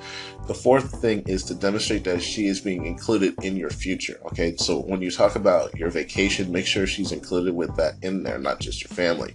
Are you including her in the activities with your family and your friends? Okay, so you need to make sure that even though she's there with you, that you actually have time to spend with her, not just your family, especially during the holidays. Bring your girlfriend over, let her spend time with your family as well. Make sure she's met your parents first off, okay? All these actions demonstrate that you are including her in your future and that she is important. And she's not just somebody that you're with just to be with, okay? That's not something that you want to happen. The fifth thing is to be sure you remember her birthday and other important dates with gifts and surprises. Now, this one's not too unfamiliar, but you need to make an effort to at least write these things down. I'm not saying go out on a tangent and say, oh yeah, we met on January 25th, 2017 at 6 p.m. at Rochester's on the corner block. Now, that would be nice. Some girls are that detailed, but that's not exactly what I'm referring to here now, okay? So just keep that in mind. It is important to remember her birthday, holidays such as Valentine's Day, Christmas, Hanukkah, Kwanzaa, what have you. Now, granted, I don't celebrate holidays, but for her sake, do something to make her feel special. Okay, they like to feel special, and that you make a big deal about these special occasions with an appropriate type of gift, a romantic dinner, a weekend away. Don't forget the flowers, food, trinkets, what have you. Anything that shows that she's special to you and worth all the effort that you put into it. If you need to help pulling it together, seek help, but don't fall down here, otherwise you'll basically be history, okay? If you can follow these 5 ways to make your girlfriend feel special and cared for, then you're on your way of being the man of her dreams, and, when you pop the question, she'll surely say yes, with probably some hesitation, but more than likely there won't be any, okay? So think about that real quick.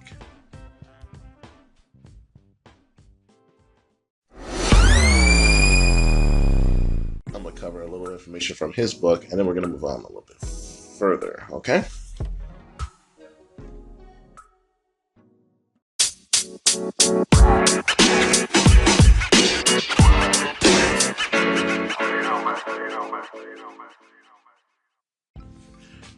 Okay, we're going to pick it up where we left off yesterday. Welcome to Thoughts If It Were You Relationship Series by Neogentrics. How are you guys doing this morning? It's currently 1:14 in the morning, and it is cold outside. A cold front just hit us like it was nobody's business after the rain that we got yesterday. And the temperature is now 39 degrees outside. Yes, it is cold. I'm going to pick up where we left off yesterday. Like I said, I was going to hit about 9 points from Donald Trump's book regarding relationships. And yes, even though this guy, is, well, I guess people say he's a womanizer. I don't know. I don't really care. He makes some pretty interesting points. I'm not going to say I agree with them, but I am going to list them off. Like I said, this is thoughts, things for you to think about. And I want you guys to focus on some of the information I'm going to give you tonight. Think about it a little bit, and then if you have any comments or concerns about it, hit me up, hit that call-in button, and we'll discuss that, and then add it to this podcast as well, so other people can hear your opinion as well, so we can help each other. We want to help each other make the relationship stable and keep it going for longer than the standard of what nowadays has, which would be, a couple of weeks, a couple of days, maybe even just a few months. Everyone wants to find that one person. They want to be with that one person for longer than a couple of weeks. They want to be able to stay with them and say, yeah, I stayed with the same person for 5-6 years, and they didn't cheat on me and I didn't cheat on them. We were faithful to each other and we had a blast, okay? That's what everybody wants, Nobody wants to find that one person, think it's the one person, donate all their time to them only to find out that one person is a backstabbing, double-crossing cheater. Now, but we're going to see what we can do here about this real quick. It's really, really, really important that, especially here, since we're talking about the guy's side right now, that guys pay attention to most of this information and do something with it to help increase their chances of the relationship lasting a lot longer. Now, granted, some things can't be helped, as some of the work is going to be done on the female side. Believe it or not, despite the fact that it seems like the guys do a lot of the work, some of it is done on the female side. Keep in mind, while you may be the one doing all the work, paying for all the different stuff that y'all do, and going out and responsible for planning the dates and everything, remember that the final say-so, the final decision is still on the woman's side, okay? And again, like I said before, do not yell at her, treat her like with respect, and, you know, like I said before, don't you ever raise your hand to a woman, okay? Unless you're insisting on going to jail. I mean, honestly, in today's society, that's enough to wreck you and pretty much ruin your life for the rest of whatever you have left here on this planet. So we're going to take a short break, and then we're going to break right into this, okay?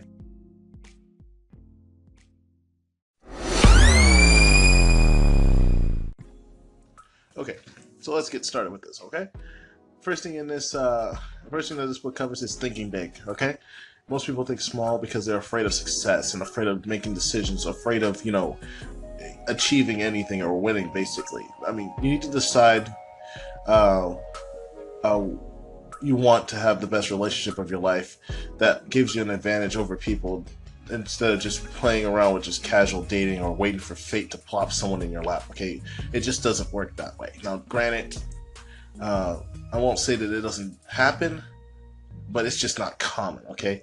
Women love a man who knows what he wants and goes after it. This is one of the points in the book that I actually do agree with. No woman wants a guy who has no idea what the hell he wants to do with his life, okay? Just making that known right now. 2, maximize your options, okay? Be flexible. Don't be too attached to one person or outcome, no matter how promising it may seem at first. Keep a few balls in the air, you know, until you're ready to close the deal. And in other words, you know, when you're talking to different women, you know, don't just settle with just one. You know, talk to a good couple of them until you find the one that you think might be the one, and then, you know, start moving in that direction with that one, okay? Which brings us to the third point, actually, knowing your market. Keep in mind that he speaks in terms of business, but at the same time, you know, it can still be used for multiple different stuff as well, okay? Do you appeal? Keep this in mind. You need to appeal to a wide variety of people, or rather, do you just appeal to a small group, okay? You need to be willing to meet a wide variety of different people, not just in small groups, okay? Or a specific type of group. You need to define what you're looking for as well. You know, don't waste your time chasing women who aren't interested whatsoever. And I think I pointed that out earlier in this podcast as well.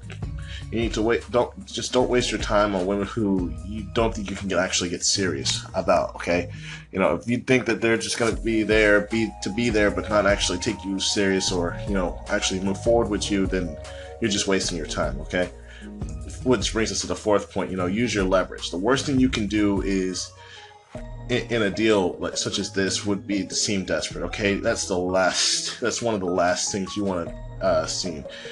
If you seem desperate, and women can usually tell when a guy is, they will manipulate you like it ain't nobody's business, and you'll pretty much be screwed. Let's just say it like that. You know, leverage is your biggest strength. Okay, it means having something the other person wants or can't do without. And no, this does not mean sex. Okay, I'm gonna just go ahead and straight up say that right now. She decides if it's in her best interest to commit or not based off of this, okay? Also, do not brag, okay? Most people, they don't want to brag. I mean, honestly, in his book, he says to do so. Don't be afraid to brag about your good qualities and what you have to bring to a relationship. And he makes a good point that it's a good thing to talk about that, but, you know, don't go off on a tangent and just constantly talk about yourself, okay? Honestly, while women do want to know more about you, they don't want to listen to a guy talk about himself for 8 hours, okay? Definitely don't do that. I mean, on that note, though, if you don't tell her, who will tell her about you, okay? And hopefully not your parents. Just the thought of that, you know, if you can't talk to her about your good points, but you're having your parents do it, you might as well give up having a relationship in the first place, okay? The fifth thing on that note is to enhance your location. Okay, if you're shy or just not good at meeting people by yourself, you need to put yourself in an area where there's a much higher ratio of women than men.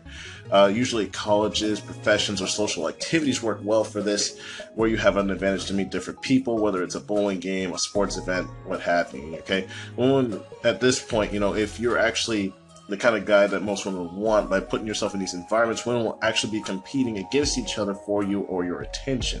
And then there's actually a book, another book separate from this one that Trump has that actually talks about this, called Datanomics. Personally, I haven't read this book yet, but I have skimmed through it, and it makes a lot of good points, which I might actually cover in this segment. Okay, we're gonna take a short interlude, and then we'll get on to the last 5 points. Okay.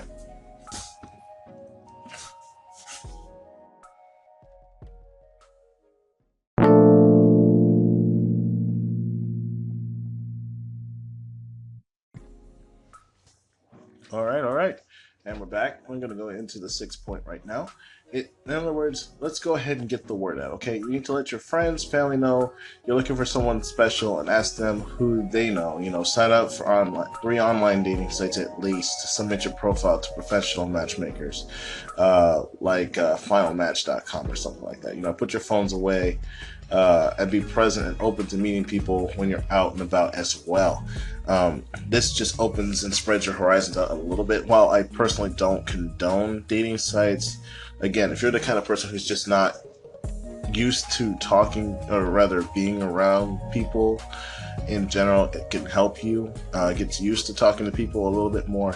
But at the same time, it's better to be out and about, dressed appropriately, of course. Don't just walk outside wearing rags looking like a bum. Okay, obviously you need to dress to impress, if you're trying to attract a woman. Okay, but don't dress like you are $1 million in the sense that you care for you to treat yourself well, but don't dress like you're a millionaire, obviously, if you're not, because then it gives the wrong impression, and then the woman's going to expect you to back that up. Okay, with that being said, bringing us to point 7 out of 9, you can't con people for long. Okay, that's why pickup artists can help you get a date or get laid, but they come up lacking in creating relationships. Okay, so while it's great they can help you meet people or probably get you laid, like I said a minute ago, at the same time, they're not going to help you get or keep the relationship you're with that person.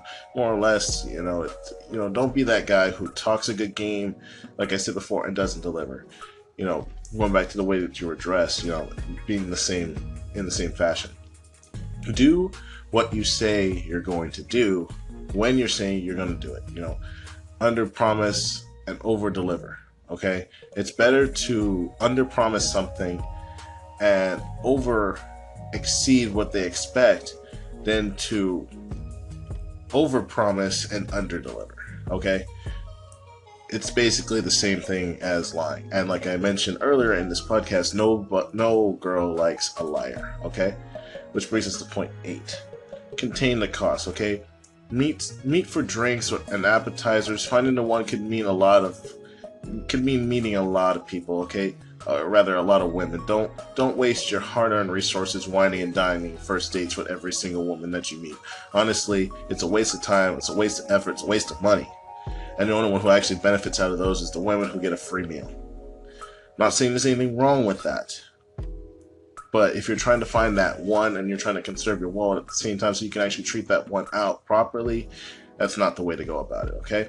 Last but not least, point 9 from his book is that don't spend a lot of time worrying about what you could have done differently or where things are going way too early on, okay? You can't predict where or when or how you'll meet the one in emphasis right here. We're just going to say the one from this point forward, okay? But if you don't take the ups and downs of dating, too seriously, you can actually have a lot of fun getting there. Let some of the relationships still be a mystery, okay? Don't try to plan every single thing out. I mean, by doing that, it's like you're basically making it seem like she doesn't have a choice in what she wants to do, and no girl likes to be backed into a corner. Okay, just keep that in mind. All right. Next, we're going to talk about 3 important communication tips for women, for men to women, in this next bit, so that it can improve just the way you talk to her in general. All right, we're going to take a short interlude and we'll hop right into those, okay?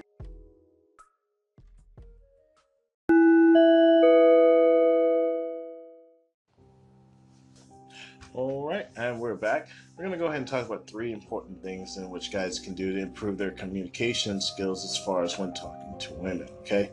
Like I mentioned earlier on in this podcast, you need to be attentive, okay? In the courting stage of dating men, it's usually you need to be usually very, very attentive, okay? Over time, that attentiveness can sometimes get lost, like I mentioned before, but you need to make your woman feel loved and cherished, okay? Bring her flowers, surprise her with her favorite candy, compliment her, admire her dress, say things you like, you have a gorgeous smile, things of that nature. You want to make her feel special, like she's the most important thing to you in the world, okay? 2, like I mentioned before, listen. Do not try to fix the problem, okay? Unfortunately, most women don't process problems by others giving them a strategy, okay? Many men tend to solve problems by finding and offering solutions, and although the solutions may be sound, women often just want to be heard, like I said before. So the next time your woman is blurting out her stresses of the day, look at her and just listen and say, "It sounds like you had a tough day," and follow that up with a hug or something. Don't try to fix the issue. More than likely, that's just going to make it worse. All right? And then with that being said, let's move on to the third and final topic for this, for communications, is resist defending yourself. Okay, this, I'm going to go ahead and say right now, does not help a guy any way, shape, or form. Okay? This is where a man's ego can get in the way. Okay? Instead of listening to what a woman is saying and seeing her point of view, man, you at times will start to defend yourself. Okay, men often think that they're being attacked, and so they immediately go into a defensive mode, defensive type like stand. And instead, you need to repeat her position back to her by saying, "So you feel or for the sake of this example, so you feel I should spend more time with you." You're not necessarily agreeing with her, but she will feel heard at least. Just for the sake of this example, Overall, I mean, it's better to just, hear what she says, listen to what she's saying is the issue, evaluate what she's talking about related to you, and see if there really is a problem before you open your mouth. And if there is, don't say anything to her. Like I said before, just agree, or at least, make it known that, you'll try to do something about it to improve the situation, and then go and take care of it yourself.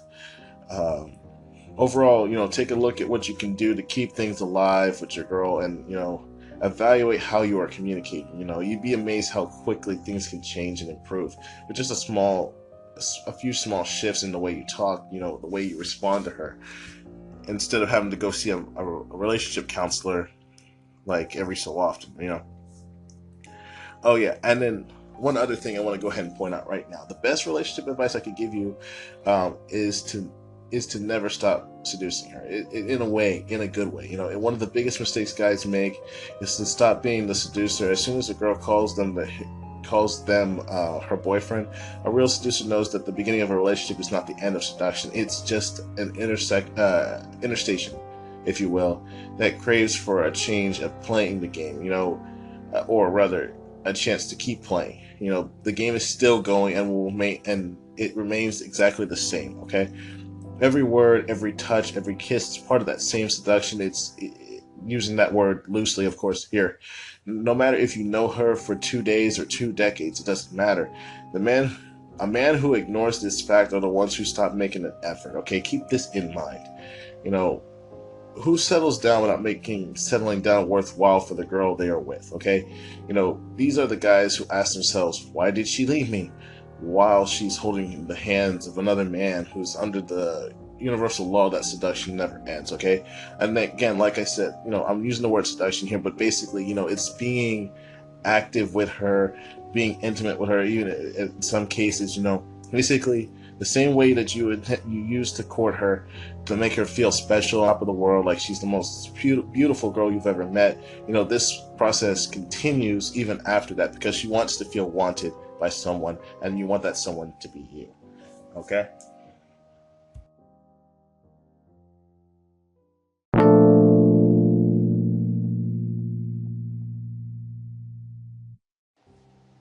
Okay, so I mean, continuing with the last point here, you know, with that being said, guys, never assume that your feelings and your opinions don't matter. Okay, they matter to her just as much as hers should matter to you. Okay, don't assume she's right. Okay, just because she's a woman, that's one thing that does often piss off women as well. You know, making sure that she's happy and her needs are met is a good thing, but always assuming that she's right will make her feel like you're just saying yes, sure, and no woman wants to hear that. Okay, men often abdicate their opinions and feelings under the false assumption because of that women know how to handle relationships better than men. No, that is not the case. A lot of times they are looking to the man to be the one who leads the relationship. Okay, your thoughts, your feelings, they do count. Don't be afraid to speak up and share your ideas for resolving problems and creating better outcomes. But at the same time, don't be overly overbearing and overly pushy about it either, okay? You need to learn to master your partner's emotional control panel, if you will, as well. Each woman has their own control panel of hot buttons, the issues that either upset her or calm her down, okay? There's no need to court unnecessary conflict if you can avoid it.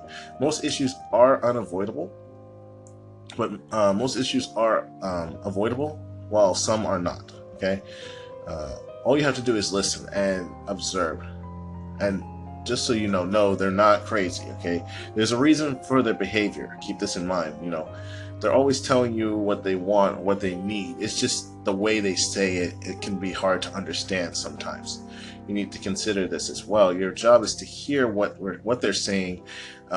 And help them to achieve the loving harmony that they want from you without, making it obvious to the world or causing any major issues, okay?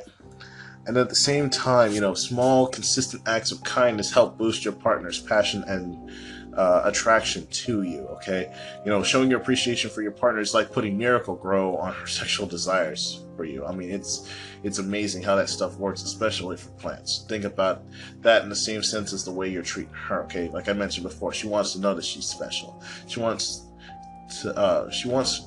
for you, let me try that again.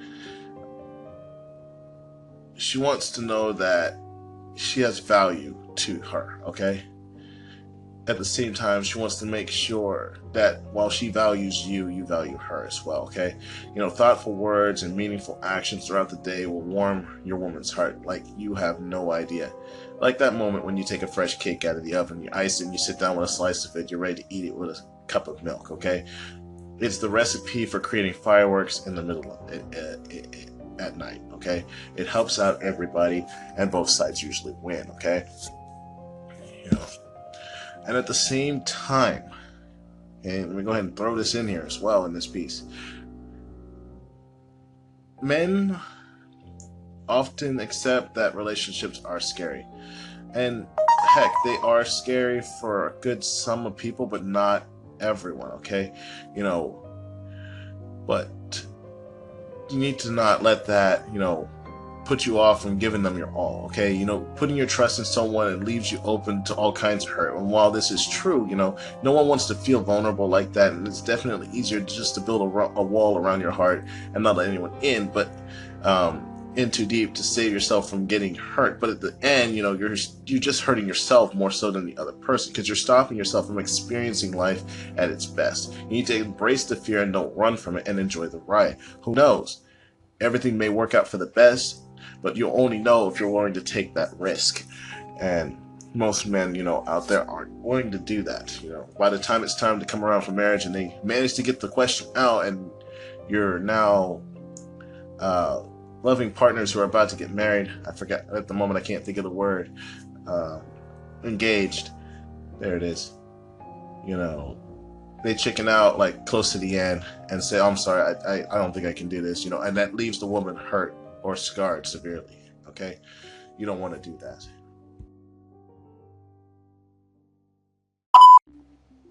Okay, one of the last things I want to cover tonight, and I want to make this known right now for men, is two things.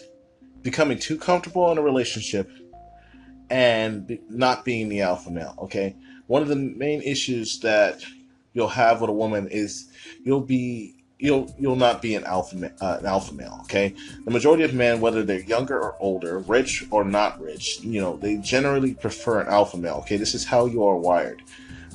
This is why you're often hearing women say, "I want a real man" or "be a man." However, most people think an alpha male is synonymous with being a jerk, and that's not the case. Okay, actually, being alpha means breaking through barriers, being fearless, taking control of situations, not of women. Keep that in mind, not of women. Having a plan and being focused. This means you contact a woman and ask her out. Pick her up if she agrees. Don't ask her to meet you halfway. Choose the restaurant. Pay. Do not ask to split the bill. Also, hail a cab if you need to. Speak up if someone is bothering you, or if someone is bothering her. Set boundaries. Call her out if she's being disrespectful. When a woman loses interest, it isn't interested to begin with. It's probably because you're behaving more like a beta instead of an alpha male. And that's one of the things you need to keep in mind. At the same time, guys can get way too comfortable in a relationship and they'll forget about all the little stuff that made her fall in love with him in the first place. In most happy, successful relationships, it's a string of small expressions of kindness, respect, and romance that often matter the most.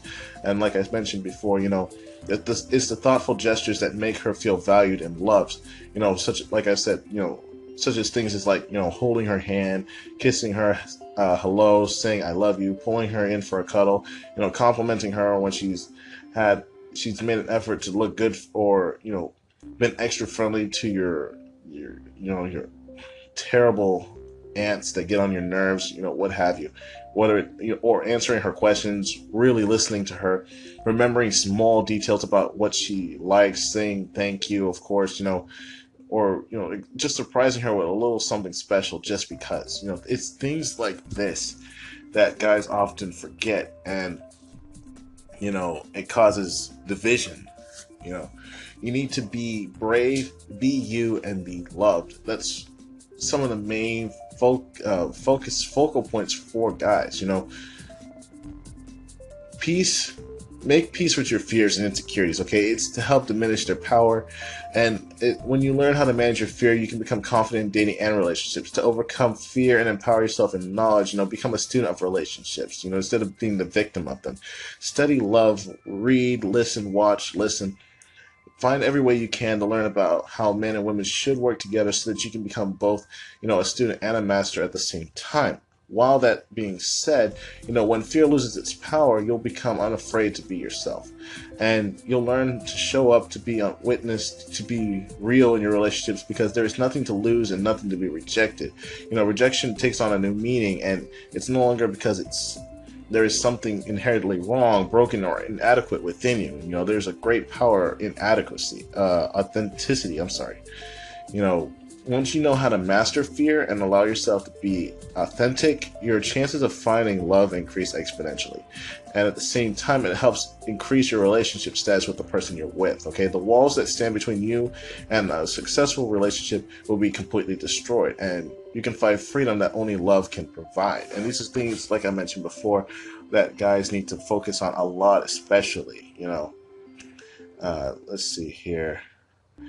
That is, I do believe, all I have to say for tonight. Next, I have some information as far as dating is concerned. I might bring that up tonight, or I might talk about it a little bit later. We'll see what happens. Anyway, enjoy the rest of your morning. Everybody get some sleep if you're up and you're getting ready to go to bed. And as for those who's getting up and now getting ready to go to work, I wish you the best and be blessed, okay? I know I'm not always making my podcast at the most convenient times, but I still thank everybody for listening. And like I said, if you have any comments, concerns, or I said something that upset you, what have you, I want to hear that. Go ahead and hit the call-in button and let me know what's going on, and we'll go ahead and resolve that as well. Thank you, thank you, thank you.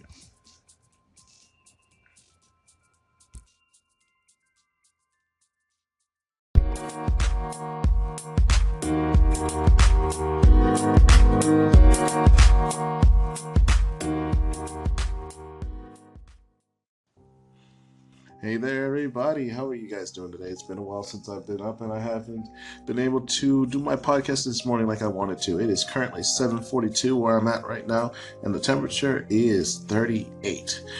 I know it sounds like it's cold, but it is actually not all that cold. So, what I'm going to go ahead and do today is I'm going to cover the last couple topics as far as the men's side of relationships for this Food for Thought segment of Thoughts If It Were You, and then we're going to get started with the women's side.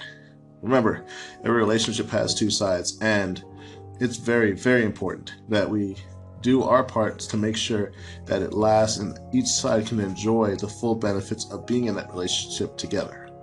Okay?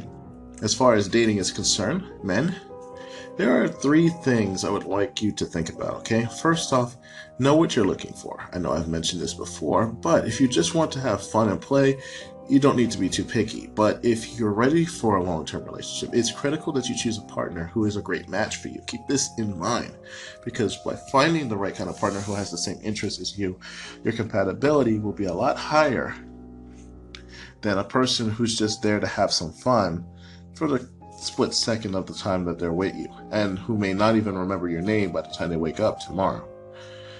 Second, clarify your deal breakers, okay? Your sweetie needs to know all your essential relationship requirements, so you need to know what they are and be willing to say no if even one is missing, okay?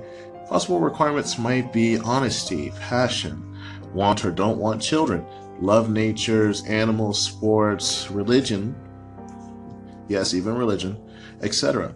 Whatever is not on your list is negotiable. However, get clear on what needs to be there, all right? I can't stress how important these things are. Third, get support. If you want to succeed in an area or any area in your life with that person, you will get there a lot faster with expert coaching. You know, let me help you create a life you love with the love of your life. And that's the whole point of most of the stuff that a fellow person that I know, Dr. Wendy Leon, says. She's good at helping out with dating advice and such, and she has her own webinar as well on her website, drwendyleon.com. Though she is a psychologist, she is also pretty good at relationships and is a life coach. So if you need an extra hand with road mapping to success, she's a great place to go as well. Next on this segment, we're going to take a short break, and I mean short, and then we're going to talk about the last 10 things tonight as far as relationship tips for guys, along with a few other things, and then that will be it, okay?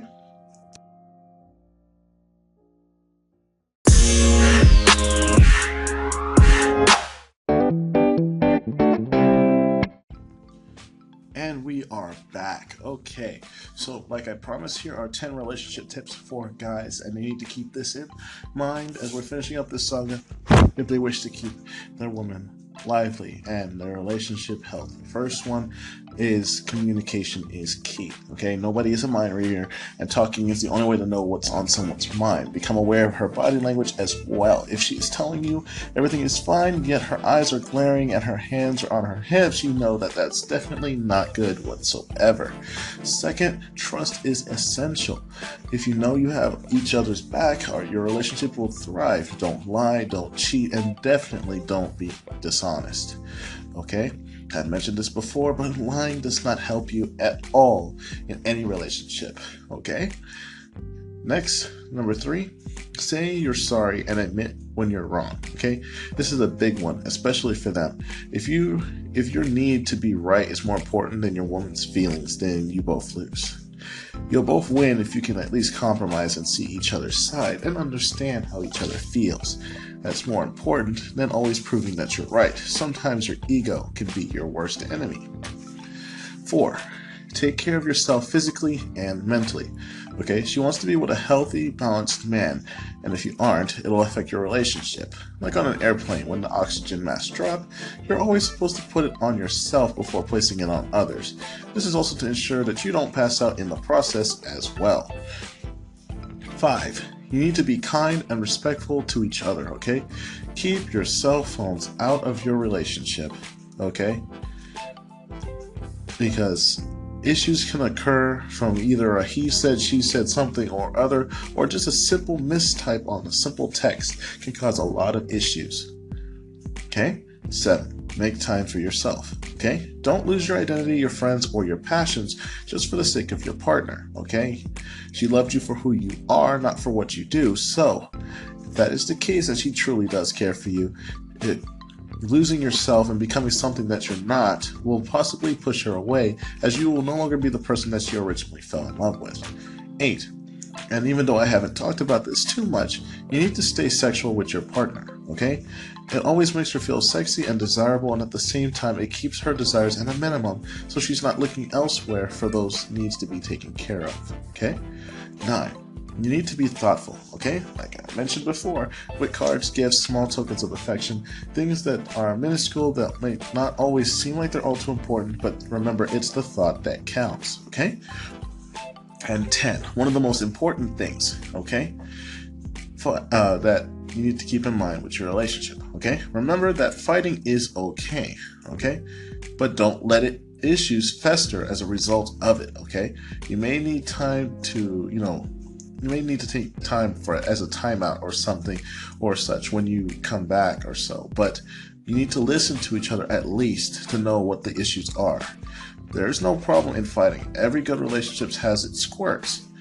It's whether or not you choose to take care of the issues and correct them that most relationships end up falling apart, or end up with the discussion of maybe we should see other people, or this isn't going to work, which is not something anybody wants to hear. You need to keep this in mind, okay? And one last thing with that being said on that topic, be her best friend first, okay? Enough said. Because if you can't be her best friend and be there for her when she needs you, well then, you're not going to be the kind of guy she needs when it's time for you to step up and actually be the boyfriend that she wants you to be, okay? And that is all for this topic. I do believe I've covered everything from beginning to end as far as the men's side of this chapter. And that brings this whole thing to a close. I do not remember if I had something else here. I'm looking through my notes right now. If I do, I will bring it up in the next piece. And if not, then the next piece will be the ending closer of Thoughts If It Were You relationships from the men's side. Thank you again for listening to this podcast. And the next time that we talk, we'll be continuing up and picking up with the women's side of this discussion. Until then, enjoy the rest of your day.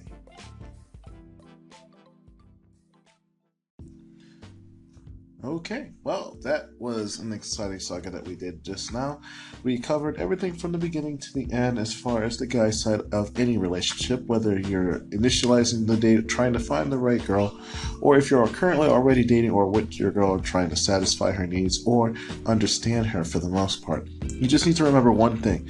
You don't need to completely understand the way she thinks. You just need to learn to understand what she needs you and wants you to understand about her, and learn her emotions. Learn what she does, learn how she does certain things, so that when it comes down to it, if there's any issues, it'll be easily resolved, because not only do you trust each other, you know each other pretty well. And with that, again, like I said, guys, never raise your hand to a woman. Always respect her whether or not she deserves it. And, treat her like the gem that you would if you had one. That, say, like I mentioned before, a famous football player walked up to you, hands you his football, says, "Thank you for being my support," signs the ball and gives it to you. The same way you would treat that ball with respect, you need to treat your woman the same way. And as well as that is concerned, like I said, presentation is everything. Always be confident in your abilities. Know what you want. Write it down if you have to, so it's not just a figment of your imagination. And never settle for less than what you believe you deserve. Always set a standard. And then with that, like I said before, with the rest of this recap here, always have a plan for the future. Always include your mate in your plans for the future. But at the same time, don't overthink it. Don't go too far. Let everything roll as it needs to, as it's supposed to happen, okay? Don't force anything to happen. Never force your girl to do anything she doesn't want to do. And at the same time, like I said before, keep your eyes and your hands away from porn. It's great. It's a good way to get started. But again, if you focus too much on it, your attraction between you and your mate will be lost. Okay, keep that in mind. As well as being in a relationship or already being married or on the verge of being married, you need to remember to keep your sexual nature with your wife, girlfriend, or significant other active as much as possible, not too often, like every single day or every couple of hours, just enough so that both of your needs are satisfied, so there's no need to go looking elsewhere to satisfy these needs. At the same time, guys, always remember to protect your woman, but not in a way where it looks like you're taking command just because you're a guy. Never do that. No woman wants to see a guy do that, as it's considered disrespectful to them and you believe that they are weak. Okay? Women are not weak. They are some of the strongest beings here on the planet as far as guys are concerned, as they're the only ones that have the ability to bear children, and that kind of strain on their body is extremely painful. Let me see here. Do I have anything else I need to add to this recap? I do believe that is it for the recap. I hope you guys enjoy the rest of your day, and thank you again for listening to this entire shindig. Please join me again for the next piece when we get ready to do the women's side. Thank you, and have a very blessed day.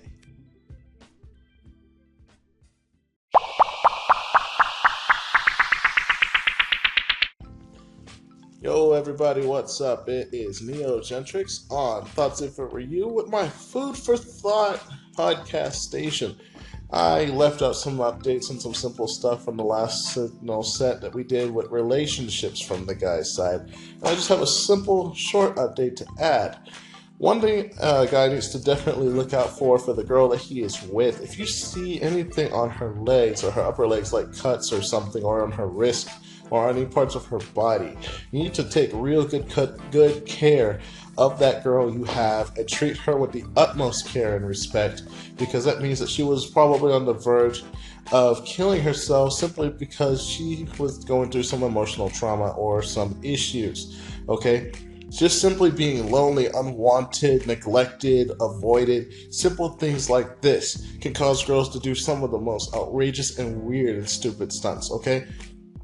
Well, to them, they won't even be thinking rationally. They won't think it's stupid or naive or dumb. But at the same time, keep in mind, they're in a state of emotional, I guess the way to put it would be an emotional rampage, okay, against themselves, where the only target of destruction is themselves. They're hurting only themselves, and they think that they don't belong in this world whatsoever. Like, they're literally going to try everything they can to either end the misery or subsidize the pain with something a lot worse, okay?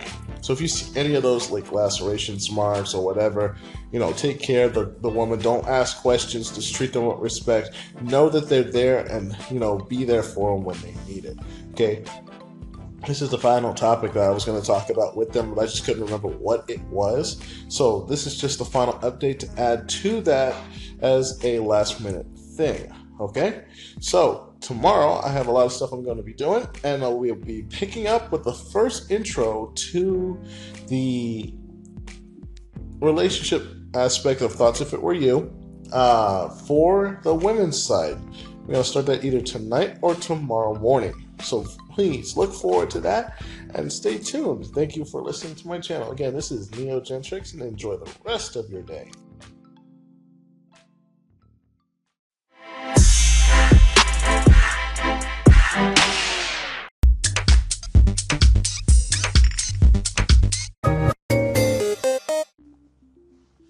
Yo, what's up? This is Neogentrics with Food for Thought.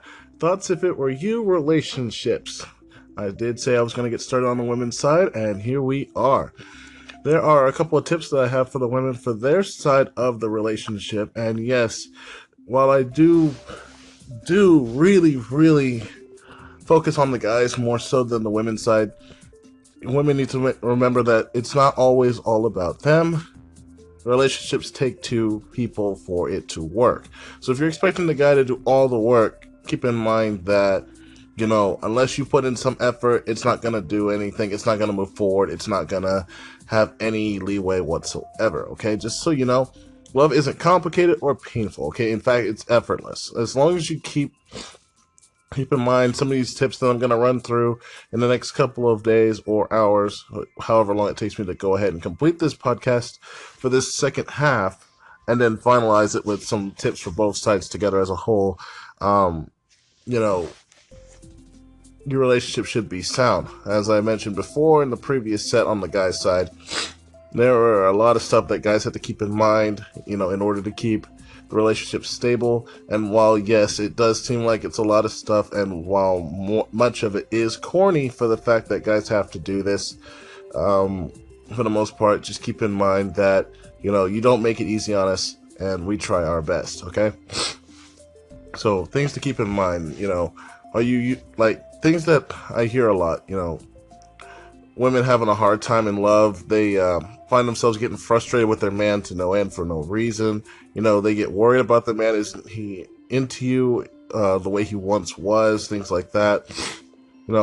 Most women in general want a perfect romance. They want a perfect man, yet somehow most men and women just don't seem happy when they come together to create that kind of romance.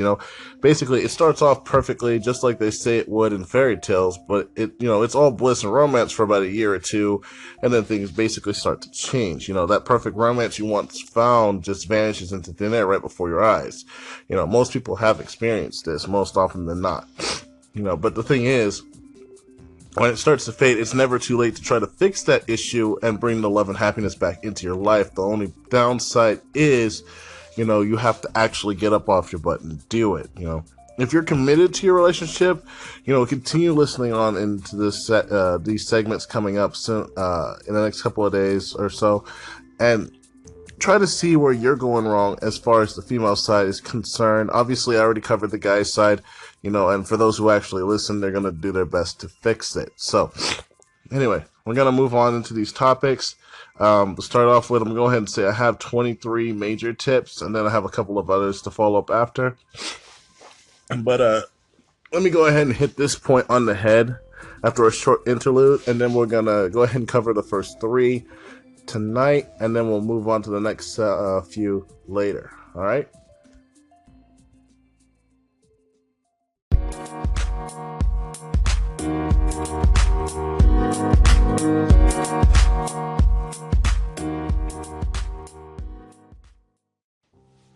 All right, and I'm back. Just so you guys know, it is 2:37 a.m. where I'm at, and the temperature is 16 degrees, all right? And no, I'm not in Houston, unfortunately. Anyway, many women tell me this a lot, okay? They say that they try hard, but they just can't make relationships work, okay? A few others say that they have no idea when the relationship started to go bad, but in reality, we all know what we need to do to fix the relationship all the time. The problem is we procrastinate. Y'all assume the effort is just not worth the hassle, or we're too egotistical to bend over. So if you really, really want your relationship to work out, just keep one piece of advice in mind. Trust your instincts for the most part, but not completely. Okay. It's as simple as that. I mean, if you feel something's not right, in all probability something is definitely wrong, but communication and making an effort are key in keeping your relationship sound. And because not all the times is the relationship caused because of your man, as him being a bad guy and such, okay?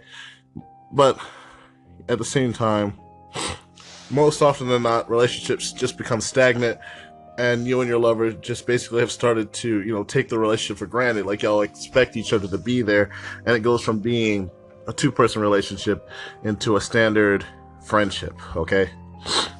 Anyway, if you're looking for relationship advice as far as this is going, like I said before, I do have 23 tips that you could possibly try. Remember, the whole focus of this station and podcast is to give you something to think about, stuff to consider that could possibly help improve your relationships, okay?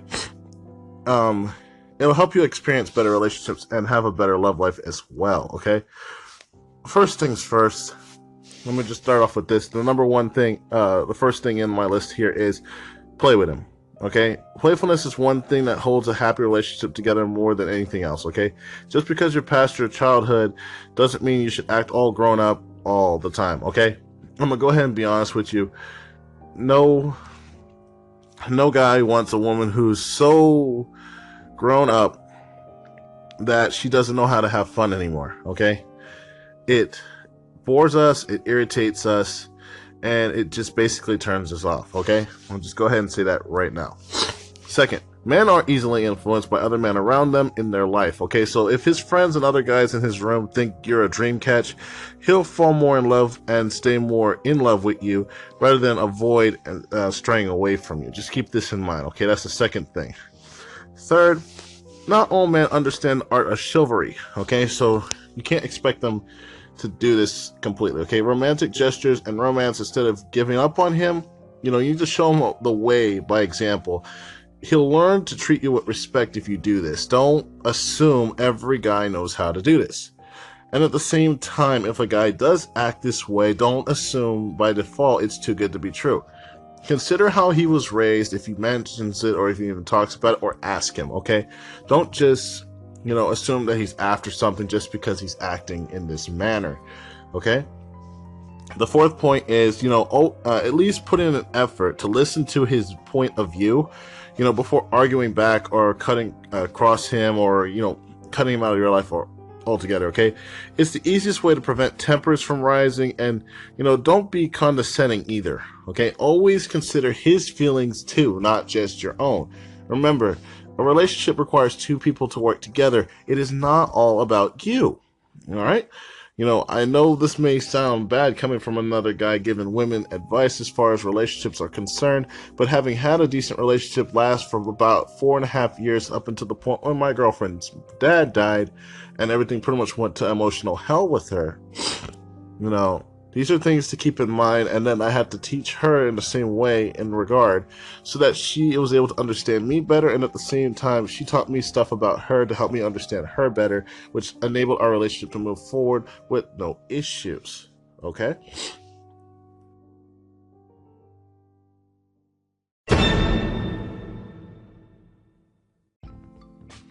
Okay, moving on to the next topic. Number 5. Women, please keep this in mind, okay? You can't change someone who doesn't want to be changed, all right?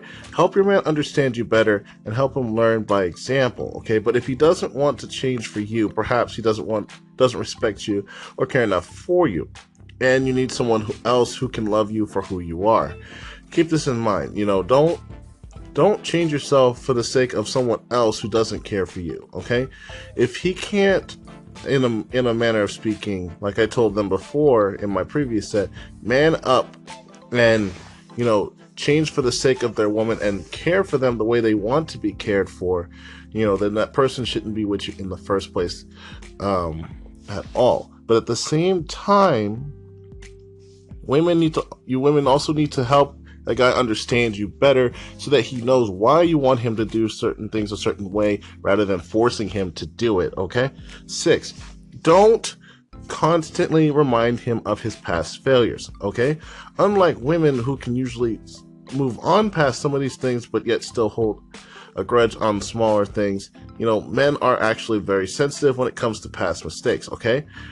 He'll clam up like a shell if you use his past failures to get him to accept defeat or listen to you. And this is not something you want. You want him to listen to you, hear what you have to say, and then make the change and not do it again. You don't want to push him further away from you than you already have, if this entire instance was caused by a fight or a simple dispute over something simple. In regards to just him talking to another person, or you see him talking to the waitress across the hall. Don't use this as a bargaining chip just to get him to do what you want him to do. Okay? You want your relationship to be sound and have trust between you and him, and this is one way to completely destroy that. 7, don't blame yourself. Okay? It's never entirely, how do I put it? You're never entirely at fault, okay, if the relationship starts to suffer. Okay, so don't blame yourself completely. If you're experiencing a bad relationship, accept responsibility, but never blame yourself unless it really is your fault. Okay, unless you're the reason why the relationship is failing, this topic, this thought should never even cross your mind in the first place, okay?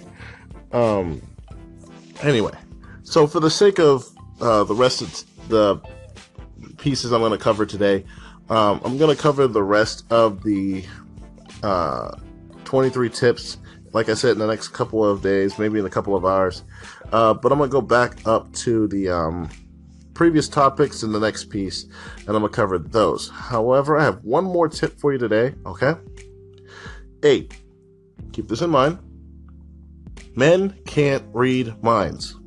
As convinced as you are that men should have the innate ability to read a woman's mind, they can't. They really just can't, okay? You need to speak your mind, and he will listen to your thoughts. If you don't tell us what you want us to do, don't tell us what's on your mind, even if it's something as simple as, him moving the sugar to the other side of the counter, even though you want it next to the fridge, unless you tell us that bothers you, or him just posting one of his friends' pictures on his Facebook on his wall just because he likes something specific about her, like her hair or whatever, unless you tell us that something is wrong, we're not going to know. And we're going to be like, well, it ain't no thing. It's just something simple.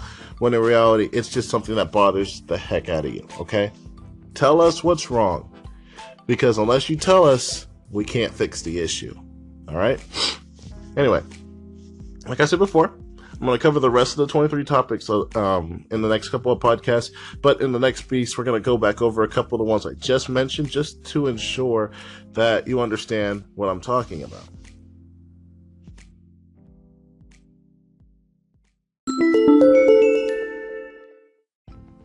Okay, going back to the previous topic.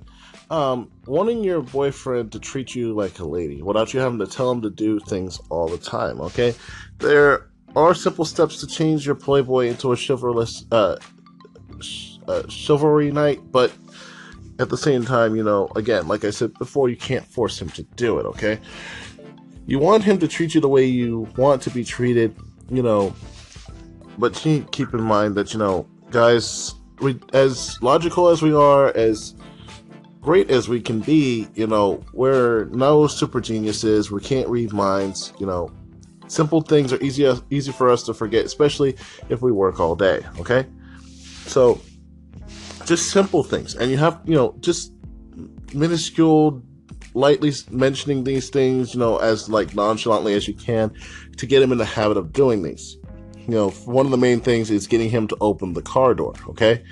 The next time you both go out, and he parks the car and is about to step out, place your handbag on your lap and, start to go, through it as you continue to sit in the car, Pull out your lip gloss, check your face, do something, pretend to be completely engrossed checking your face. He'll probably get tired of waiting for you to come out, and he'll just walk over to your side, open your door for you, okay? Now, while this does seem a bit mean, at the same time, for some guys, this is the only way to get them to do that, At the same, regardless, this is when you flash your cutest smile and say, "Aw, that is so sweet of you," or it's just so sweet of you to do that, and thank you, He'll get the hint, that you enjoy this type of thing, and he'll do it more often, or at least whenever possible, If he still doesn't get it, you still have your handbag to do it all over again. If repeating it is what it takes to get the guy to understand, I'd recommend doing it. Getting him to open doors at restaurants is another good way to move forward. After a good meal at a restaurant, as you walk toward the door, take his arm in yours and hold hands as you lean towards him. As you get near the door, slow your pace just a little bit and allow him to get the door first. It's obvious he'll push the door open, This is when you fasten up just a bit and walk through the door first. Even if it doesn't come naturally to him to allow you to walk through first, when you step out, catch a glance at him and just smile and look away, but hold that smile on your face. He'll be very curious to know what you're smiling about. And when you tell him how sweet he was to open the door for you, that moment will become something he's going to remember for eternity because he knows it made you happy, okay? Things like that. Next would be considered, buying you flowers. Okay. While this may seem cliche in the sense, again, it's not something bad, but it also helps train your guy to treat you with more respect, like I mentioned before. It's not hard to let your guy know that you love flowers. He probably already knows this, but he might have just forgotten that special gestures of getting you flowers over the months or years or time in general, makes the world to you. So next time just throwing this out there, the next time you pass a florist, take time to smell the flowers, stop by the flower shop, tell him how beautiful it looks. Most guys will definitely pick them up for you. You could brush his cheek with your hand or give him a kiss or something to let him know how nice and special you feel for him doing this. Don't be surprised when your guy knocks on your door the following week with a beautiful posse of flowers. Now, granted, again, not all guys will do this. Some will take some time to train them to understand this, but at the same time, simple gestures like this, by letting us know that they work, can help out a lot, okay? Moving on to the next bit.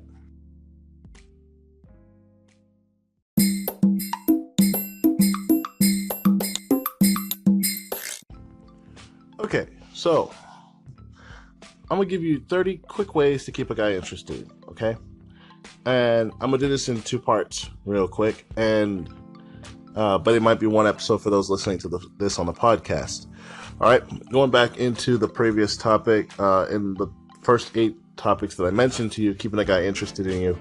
First thing you need to do is be spontaneous, okay? Shock him, awe him, make plans for the evening, or plan an entire elaborate date by yourself, okay? Surprise him and never be too predictable. This doesn't mean that you don't want him to plan a date out for you. Every so often, you plan one so that he knows that you care enough to at least, give him a break from all the trying to make you happy if he is already putting in the effort to do so. 2, don't change yourself. Stay true to the real person that you are. Don't change yourself constantly assuming he doesn't like your personality. But at the same time, be creative, but stick to your comfort zone. Don't step outside your comfort zone just to try something new to the point where you're not even the person that you initially were. 3, take initiative in bed, okay? If you're already with a guy that you love and you want to be with, your guy may like taking control in the bed, but when you dominate him in some cases and show off your confidence, he can't help but be in awe of your confidence and sexiness in bed, and at the same time, he'll respond accordingly, especially, if he wants more in the future or he wants to do more that night. 4, which is probably something I shouldn't have to say, but I'm gonna mention it anyway. Smell great all the time, okay? Always smell great around him, but don't overpower subtle fragrances with, sickly sweet perfumes, though. And at the same time, always smell good and pay special attention to your personal hygiene and body odor. Just because something smells great does not mean it smells great on you for an extended period, okay? All his friends, okay? Men are competitive. As long as he thinks he has the best girl on the social circle, he'll always cling to you and want to be with you. By awing his friends and making them think you're a great girl, and you've done a great job, okay? 6, learn to seduce him, but in the right way, okay? Seduction doesn't stop in the bed, okay? Be sexy around him, be creative wherever you go, just simple things, all right? And, seduction, I'll talk about that in a later piece, okay? Show off his hobbies, okay?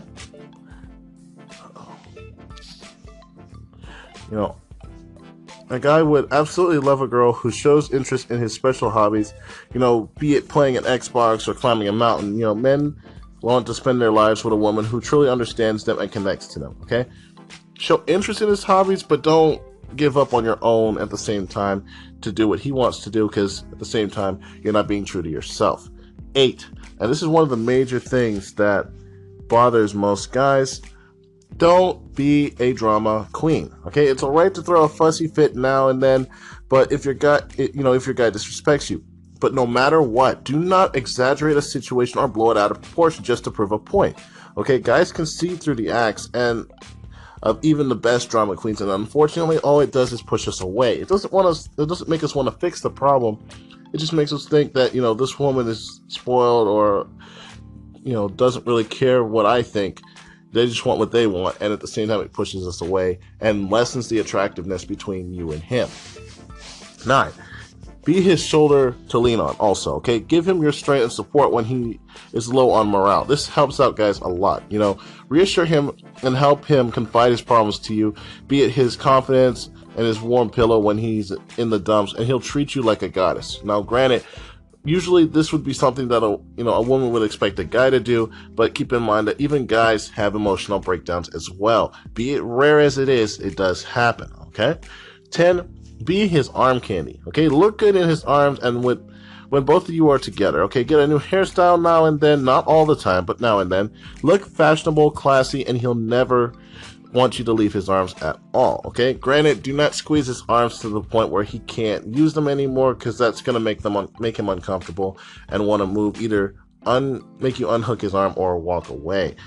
Granted, he will still love you and want to be with you, but he'll want his arm to breathe more, okay? I bring this up because it has happened to me once before, and I have to make it known to my girlfriend that, you know, be it that is great, she's there, I like the feeling in my arms. Just throwing this out there, all right? Next.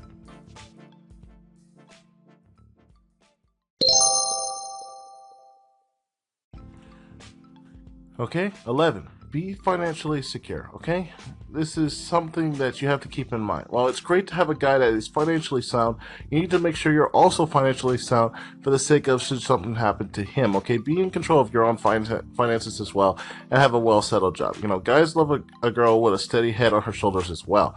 At the same time, you know, they stay a mile away from a careless spending thrift. You know, basically gold diggers. They can't stand gold diggers. Now, granted, if he's some type of sugar daddy, then that's one thing. But at the same time, you know, most normal guys do not really pay attention to women like that, okay?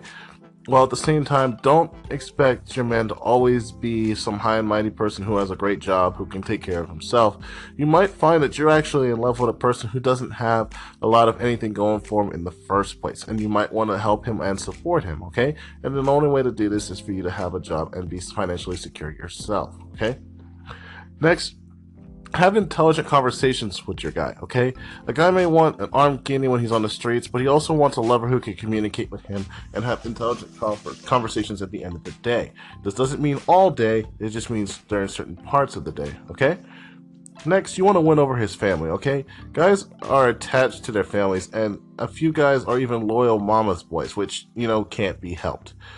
Granted, I did mention this in the guys section, that no girl loves an excessive mama's boy, but at the same time, you know, if you make his family and friends think you're a catch, you know, he'll definitely love you more, and he'll pull a little bit away from his mama and start to just depend more on you, which is a good thing for you. Next, help him deal with life, okay? Men may behave like the saviors of the world, but inside they're still little boys who need a cuddle and a hug every now and then. You know, help your man deal with issues life throws at him, all right? Don't just, you know, ignore him and say, man up and deal with it, okay? Some guys are unable to do this. Next, public displays of affection, okay? Your man may be shy, may shy away for a bit of, you know, a little PDA, but he still loves it when you cling to his arms like a damsel in distress, okay? It makes him feel more powerful and, yes, even a little bit sexy, you know. While that's being said, you know, stroke his ego a little, not a lot, but a little. If you want to keep your guy interested and happy, you know, learn to stroke his ego, compliment his achievements, give him a pat on the back when he's proud of something, you know, make him feel like a man, and he'll stay your man, okay? Be independent and dependent, okay? I understand this is a little confusing, but be dependent when you're with him, okay? Be independent when you're by yourself. Know the difference, all right? It'll make him feel more like a man when he's around you without really feeling like you're needy when he's busy doing something else, okay? If you're an independent type woman, that's great when you're all by yourself. But if you want your man to be with you, love you, and be attracted to you more, you know, learn to be dependent on him and him only when you're with him, okay? And this helps build the attraction between the two and learn more about each other. Next, be happy and interesting, okay? Be interesting and creative with your life. You know, see the happy side and everything, even in the most mundane of days, okay? When you're an optimist, you know, your infectious happiness will eventually definitely rub on to him as well, okay? At the same time, don't make him feel insecure. Flirt with others and talk to men, but never at the cost of his insecurity, okay? When he's around, hug him close and he'll swell with the affection for you as well, okay? Also, don't be easily available. Spend time with him, but don't be ready for him at his beck and call, okay? Be there for him, but make him miss you when you aren't around, all right? At the same time, be smart and sassy, but don't ask stupid questions, okay? Guys may like a dumb bimbet at first, but they're not looking for a long-term relationship with them, okay? It just bothers them. At the same time, with that being said, and I have to laugh saying this a little bit, don't be clingy and needy, okay? Guys like a damsel who needs their help, but that stops once the infatuation period is over, okay? So show him that you're self-reliant and he'll always look for ways to help you and please you, all right? Just keep that in mind. Again, these are a lot of things to think about, but, there's a lot on the men's side as well, but I want everyone to have a successful relationship, so I just want you guys to think about a lot of these topics that I'm covering, and focus a little bit more on them, okay?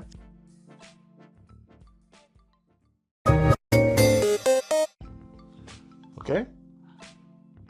Next, be sexually innovative, okay? Know your moves in bed and everywhere else, okay? Have sex in different places, role play with him a little, wear an apron and nothing else while cooking something special, While this other one might seem ideal, just keep in mind that some guys might not be into this. You can always tie his hands to the bedpost. You get the drift, don't you? At the same time, find out what really turns him on. Now, not all guys might be into the BDSD type thing, but at the same time, you might have one that does. You might have one that likes to do kinky things. You might have one that's just a freaking straight up nasty. You never know what kind of guy you really have until you start to get to know them a little bit, okay? Just keep that in mind, all right? Next, okay, with this next one, no matter what people say, the adage is, the way to a man's heart is his stomach still holds good, okay? Be a good cook. It doesn't matter if he can cook. Know how to cook yourself, and at the same time, don't be afraid to eat what he cooks, okay? Even if it does look a little scary, unless he's some type of master chef, okay? Learn to think like a guy. Now, this is something that's a little hard for some women, but at the same time, there's a lot of things that guys have a hard time with as well, and they have to focus with. Guys and girls don't always think a lot along the same lines, okay? Learn to think like him, and his eyes will well up with happy tears to have the woman he loves be so special as to understand him a little bit better, okay? Next, don't ever be a pushover, okay? Don't be the submissive wife, okay? You don't need to sit at his feet to earn his respect and love. Instead, be opinionated and throw him around when he throws his weight around you, okay? But again, don't force him to do something he doesn't want to do. Next, whip him when he can't behave, okay? Treat him like a spoiled child when he doesn't behave. Ignoring his childish behavior, or scold him when he behaves like a slob. Be unpredictable and rude when he misbehaves, and he'll fear you. At the same time, he'll respect you the same way he would his mom, okay? And yes, unfortunately, this is something that's pretty advantageous with most guys, as guys tend to stick to their moms while girls tend to stick to their dads, and this has been held true for the last millennia. Next, make him proud of you, okay? Guys may be shallow at first sight, but they still want a girl they can respect and admire, Be an achiever. Be a girl he can look up to in awe at the same time. Respect yourself. You're not a doormat, okay? Let him know that you have the strength to move on if he does something stupid or treats you badly. And always make it look like you're the biggest prize he's won, Call yourself a prize in front of him, but, show it to him by ignoring him or pushing him out of the bedroom when he misbehaves, going back to that previous topic, and at the same time, make him dependent on you. As long as he thinks he can't live without you, or if he feels helpless without you, he'll always stay interested in you, okay? Pick the traits you can use, and you'll see how easy it is, it can be to keep a guy interested in you, but never let him use you or treat you like a pushover. And don't think twice about punishing him or putting him in his place when he doesn't treat you right. Okay, earn his respect and let him earn yours. Okay, it's not something that's given, it's earned. Treat him with love and affection, but only if he deserves it. After all, as long as he fears losing a catch like yourself, he'll never put a toe out of line at all. He'll always be there with you. Okay? And with that being said, when I say punish him, and I'm throwing this out at the end of this piece here, do not go after another guy. This will definitely push him away more so than it will be considered punishment, because all he's going to want to do at this point is retaliate, which is all it's going to end up doing is breaking your little heart or hurting your feelings. And you don't want a guy to do this. Okay?